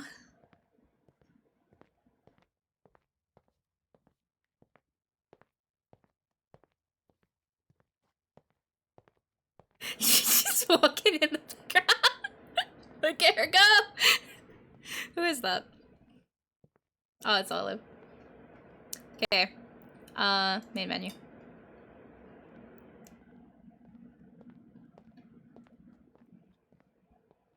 Just gonna...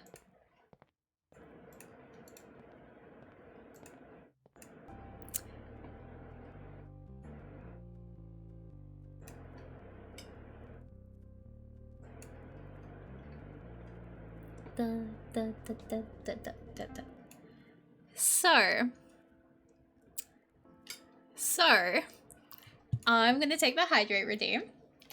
One last hydrate, so true, bestie, so true, so true. Okay. Okay. Holy shit. Holy fucking shit. That's incredible. Like, I'm still trying to process everything because, like,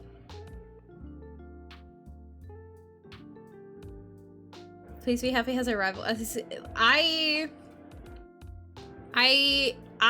Yeah. I was always like, oh, PBH, my absolute all-time favorite. I really love this fucking game.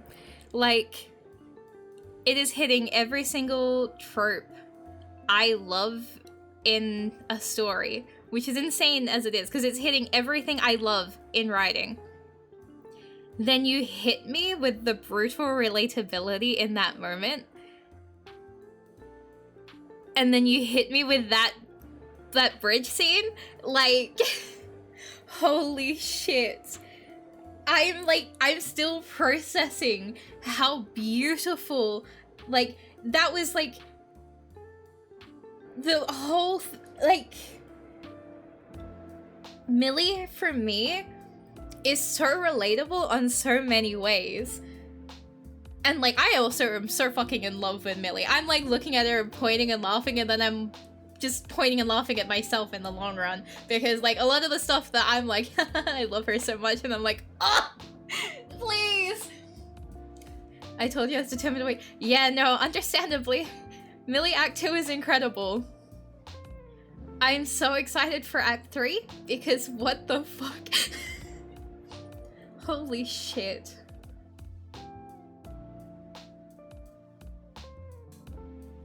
That you were the oldest trick in the book. I can't believe I've been tricked into loving myself through a fictional character. That's insane. But yeah, no, like, everything in regards to that, from the pacing to the characterization to the voice acting, it was all incredible. Like, there's not any, like, the art is stunning. The music is incredible. There is so much love in this game, and you can tell because everything about this game is so beautifully put together and it's holding so neatly. Like, with a lot of games, you can always see where something's fallen off just a little bit. And, like, that's, you know, that's just the love of games. Like, you'll always find where, like, there was a little bit of a drop-off. But, like, looking at this game, there's not anything where that has happened. And that's insane to me. Because, like, the writing is so clean. For me, when it comes to reading as well, like, I'm, one, very self-conscious about reading out loud because I have a natural speech impediment. So, for me, it takes a lot more focus to be able to read. So I pre-read a lot of the stuff that I read, which is why there's normally, like, a little bit of silence between some of the lines. But, like, a lot of these sentences flow so naturally that it is so easy for me to read and digest what's happening, which is incredible because I feel a lot more relaxed reading this than I've read anything else VN-wise. Like, there is a lot more, like, the flow of the writing and the wording is so easy for me. I don't have to second guess what I'm saying a lot of times. And yeah, I still make screw-ups because, like, you know, speech problems. But, like, holy shit, like, the writing's incredible. The art itself is so beautifully done that it's, like, genuinely insane to me. And I need to listen to all of the songs so that I can figure out which one of the songs in this is my favorite one. It was the one where I was like, everyone stop, I need to listen. So I need to figure out which one it is.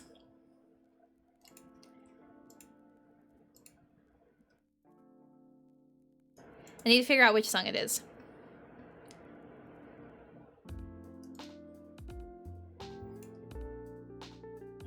Yeah, Replies goes in that color, yeah. But, like, the art's beautiful. The character designs are so clean. They are so, like, beautiful. I want to buy the art book. I'm gonna buy the art book because I want to see all of that. Because everything in regards to the characters' designs are so clean that it feels like there is so much love and work into how they were designed. I want to see the thought process. Because Millie is absolutely just, ugh. The voice acting, you all know, I have spent so many hours talking about how much I fucking love Dot's VA. I'm like voice acting, I'm not gonna do that again. We've heard that already. I'm just gonna be saying the same things over and over again. Dot's incredible at what they do. Everybody is insane. The phone call scene, real, the way that it was done, like the actual, oh my god. I'm going, oh my god. Trying to be normal because it's 11:22 p.m. And that last scene, the I think I love you, is just like, it really is that moment of everything. Like her also mentioning like Olive being the only normalcy in her life. It's so insane to me how beautifully real that scene felt. Like, I love when writing... Was it worth the initial? Absolutely, it was worth it. You know what? I'm so proud of Olive for finally being... Olive really picked up the Riz game in this one, even if they had the, like they did have the, oh, it's not real air quotes, so I can, like they had that more of ability to play with things like that, which, just, wow. They really know how to pull out the Riz. Olive got the, yeah, real. And just, I don't think I have a home to go to was such a raw line. Like, that line is just, oh, Because, wow, I'm sure people have felt that way before. That can't be something that's just relatable to me. Please, like, agree. Like, that is the most insane fucking line of, like, oh, clutch his chest, like, and Olive just offering, like, because Olive's place is always, like, there was mention of, like, oh, it's like they go to their apartment alone, the kind of thing, and now their apartment's not gonna be that, and I think that's, like, you know what I mean?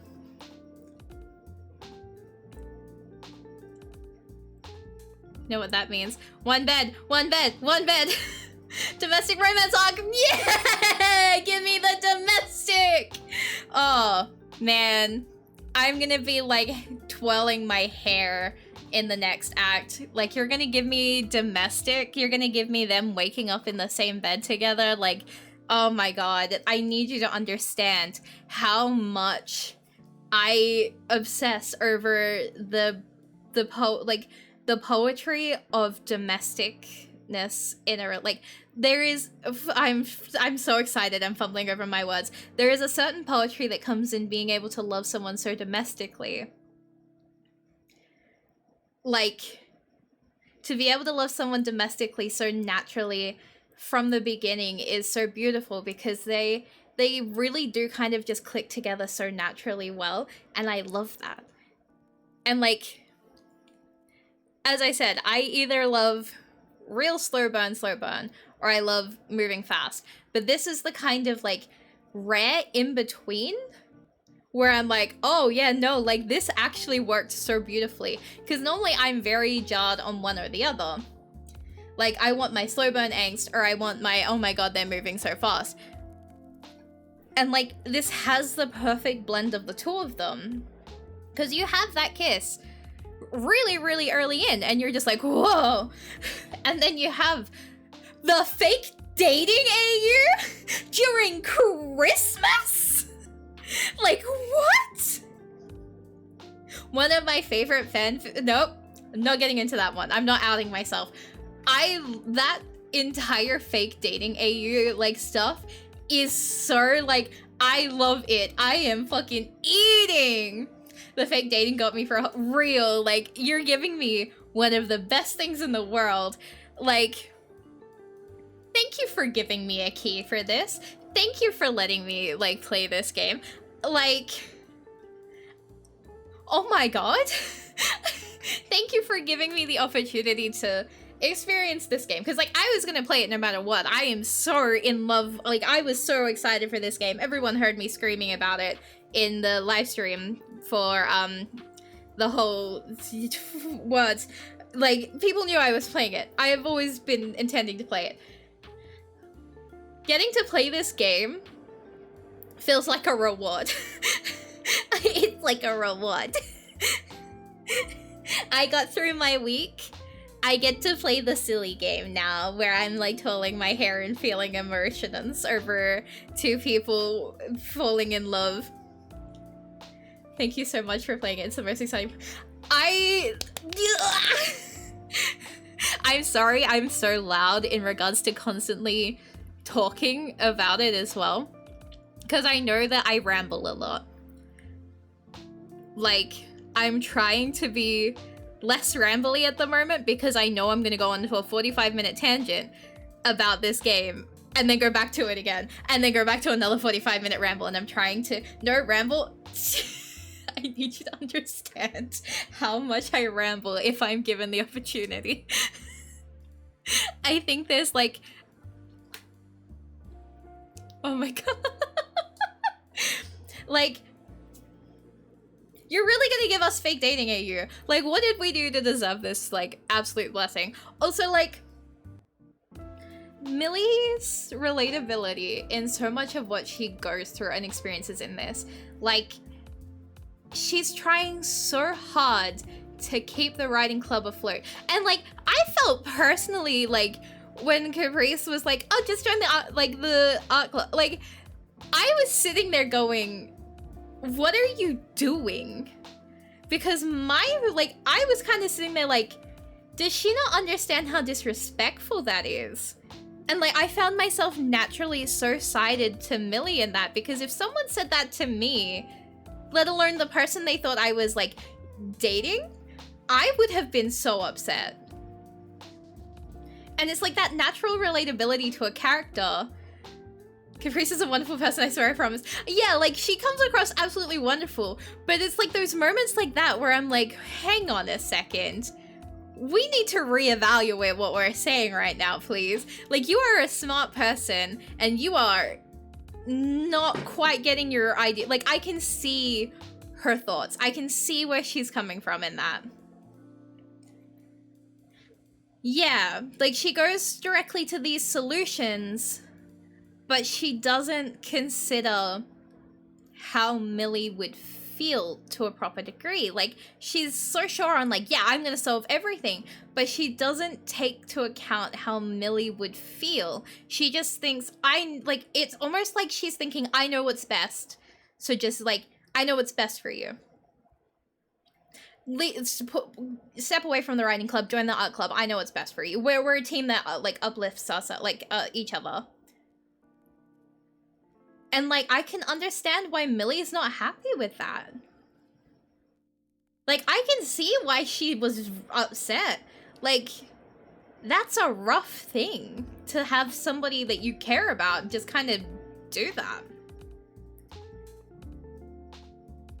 So, like, I'm so emotionally attached to Millie. Like, I'm sorry. Like, she's just my little one, you know? I'm holding, you know that React image of, like, the lady with the dog? And she's like, if anything happened to them, I would kill everyone in this room. That's me. That's me. That's me holding Millie, pointing to everyone, being like, this is my baby now. Like, I love her so much.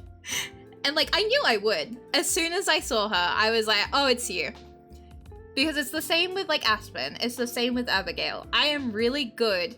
Rosa with Ollie. Yeah, exactly. Exactly that. But like, I have a good habit of calling out who my favorite's gonna be. I've never been wrong. And I'm so glad that I was right this time. Because holy shit. The emotional connection that I have. I'm gonna assume that is Smalls on Ava's laptop. Cause that looks, yeah, I think that's the cat. Incredible. Absolutely incredible, God bless. But yeah, holy shit. And I just know Act 3 is gonna absolutely cluck my ass. And do you know how hard it has been to wait an entire week and not touch this game? Hydrate? Yep, thank you.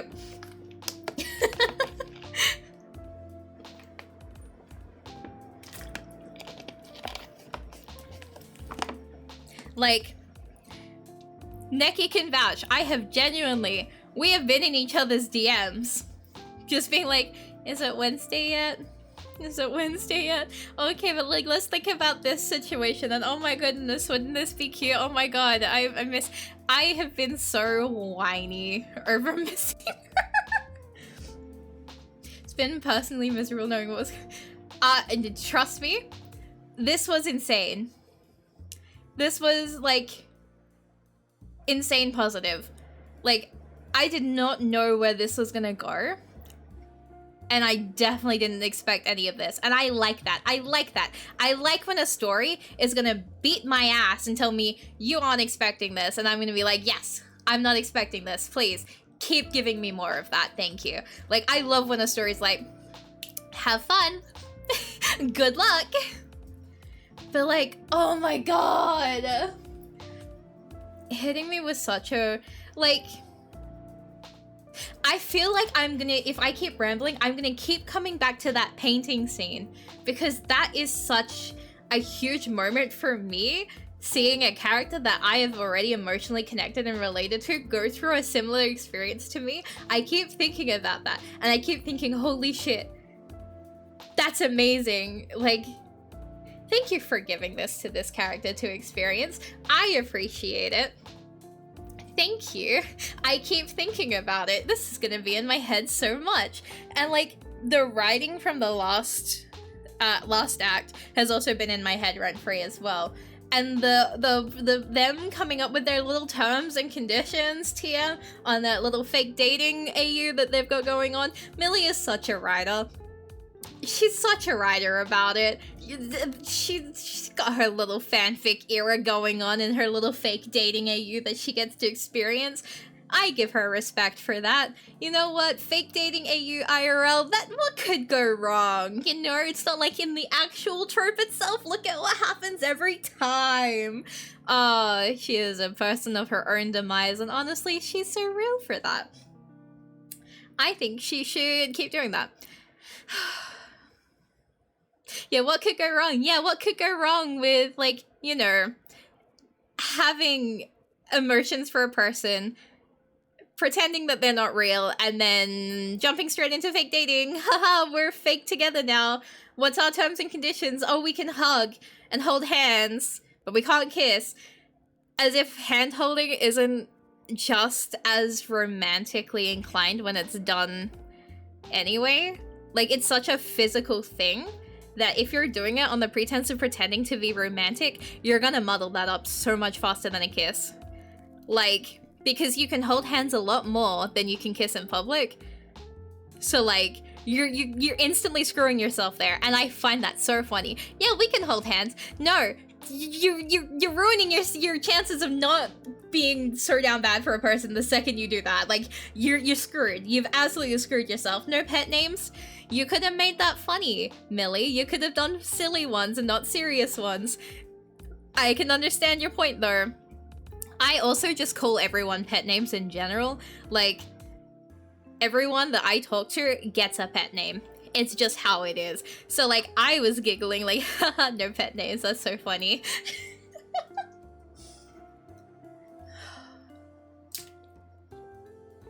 I like to think she knew exactly what was gonna happen when she... Yeah! AO3 author this curse, they could stand with the wrath of the world and be depressed. She really said fake dating AU. Oh no. She really is just getting the like the AO3 author curse, huh? Damn, we were talking about her crack ships and in reality we were writing her own demise with that one. I need someone... I need someone to write a fic of her being a fanfic writer and like... Man. I cannot wait for that tag in AO3 to start being filled, actually. It's gonna be so insane. I will be there no matter what. Olive is a beta reader. Imagine having a beta reader, that's insane. Imagine having someone read over your works. Aww, that would be cute, actually. No, I love that. Imagine real. What do you mean, yeah, imagine?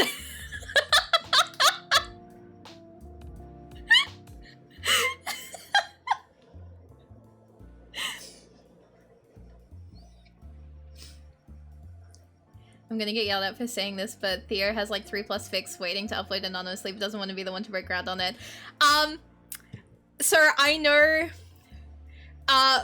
there is someone,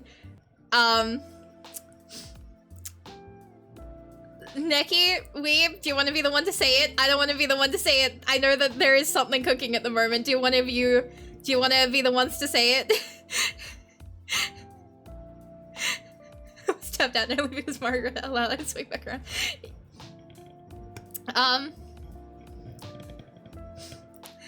Yeah, Theo's got called the fuck out with that one. So I don't think you're gonna be waiting too long, Lemaire. There's cooking already in the kitchen.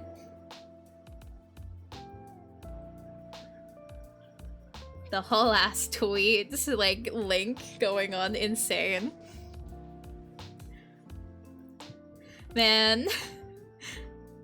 I'm excited for these anonymous ones though. Oh my god, twirling my hair. It's okay, your secret's safe in here. This won't leave in here.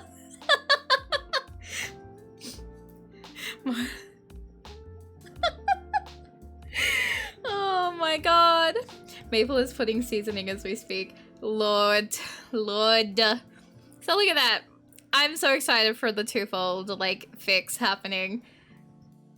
We're gonna be eating! So yeah, oh my god. I can't believe we have to wait another week now. I'm gonna go insane. How am I meant to be normal for another week, actually?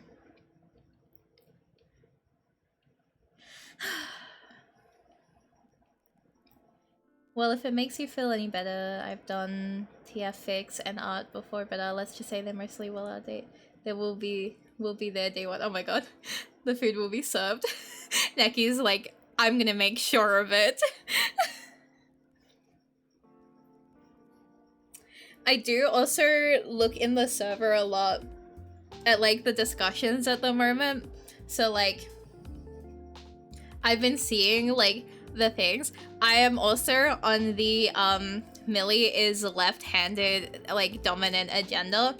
Ambidextrous left-handed priority. I'm just saying. I saw that discussion. I was like, well, my thoughts.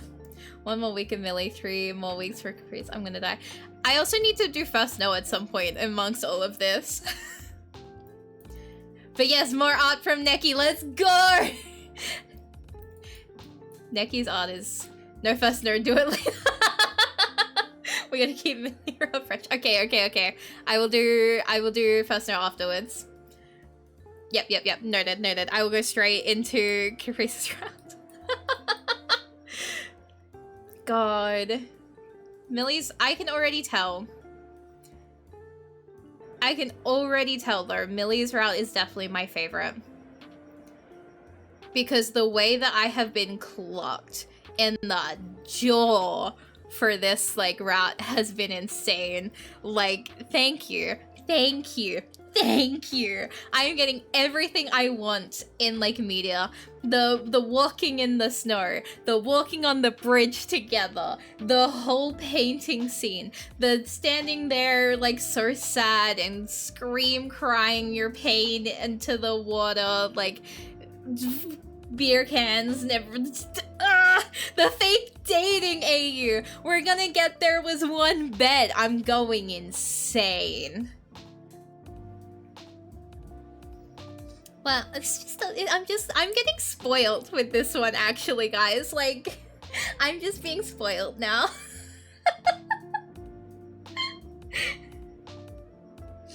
Oh god. Okay. But yeah, that's my rambling for today. I'm gonna scream in Neki's DMs more about this because I'm going insane. But yeah, in terms of y'all literally best slept in real, like really just said, what are the best tropes in a fanfic? Domestic women love women. Yeah, we can do that. Walking in the snow. Yep. Fake dating AU. The really sad bridge scene. Do you know what I mean? That's like, I have so much love for this. I'm going insane. I am pulling out the different eyes for this one because I'm going insane over this. Like, there has been no miss. Nothing has been missed. You're just, fake dating that becomes real dating. Yeah. I just think you're insane for that one. I'm so happy that this is out now. I'm so happy that I got to live in a world where this VN exists. Thank you again for playing. Thank you for making this. Thank you for making it real. Like, I am lucky to be living in the lifetime where this game is here, this VN is real, and I get to sit here and I get to tap my little space bar and feel emotions. Absolutely insane. Oh, I'm living the best life. Man, I don't want to wait another week. So anyway, tomorrow I am streaming again. hello. Thank you so much for joining us today. Thank you for first chat. We are kind of ending the stream today. I do apologize. But thank you so much for coming in today. Oh god. Also, don't forget to check the extra art. Is that the one that was posted on Twitter? I also need to go through the jukebox. I need to find the jukebox. I need to find the song. Because, like, I'm going insane. I'm gonna figure out what the name is. And then I'm making it everyone's problem. But yes. Tomorrow, I love the Among Us, Millie. Tomorrow, I am streaming Undertale for the first time ever. I know nothing about that game other than the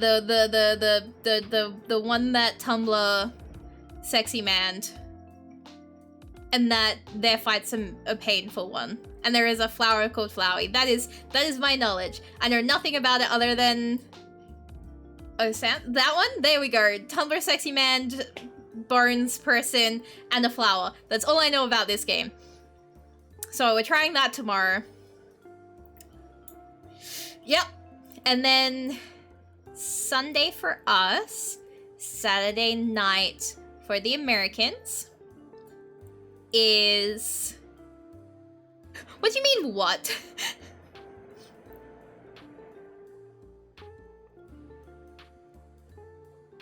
Let's think about that.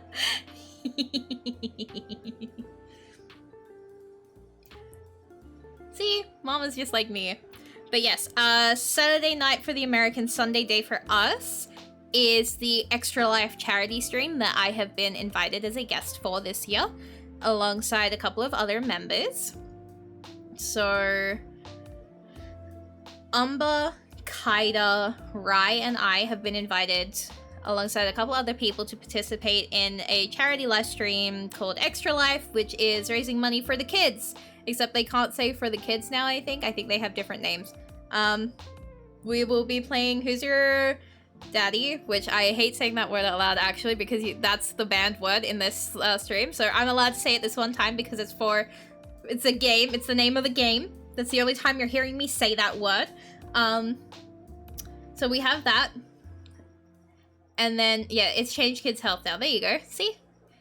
And then after that is Phasmophobia, which y'all know I can't play that game to save my life, but we're doing it. It's gonna be real. The Phasmophobia stream is real, so it's gonna be interesting. And in terms of schedule next week, Women Love Wednesday. What can I say?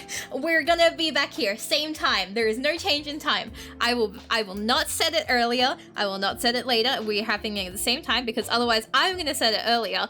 I'm not gonna have time to set it earlier, but I would do it anyway, so I need my rational brain, one brain cell, to, you know, I need it to kick in. But yeah, we're being silly. And so with that, I'm having so many emotions. Okay. With that, I will call end of stream here. I'm looking at who we can raid. Oh! Theo, thank you so much for following. Oh my god, a hydrate as well. Okay.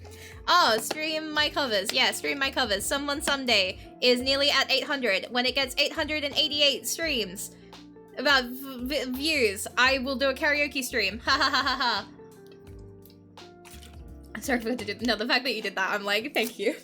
Thank you. We are so much closer to our goal.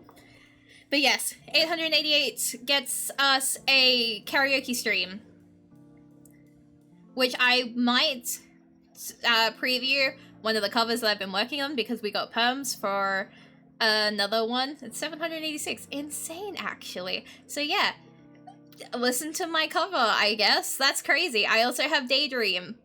It's insane. I know who I'm gonna quickly check. So Fashion Dreamer. Oh, that's the new game I've been hearing everyone talk about, actually. I know who we're gonna say hi to. So remember what we do at every stream.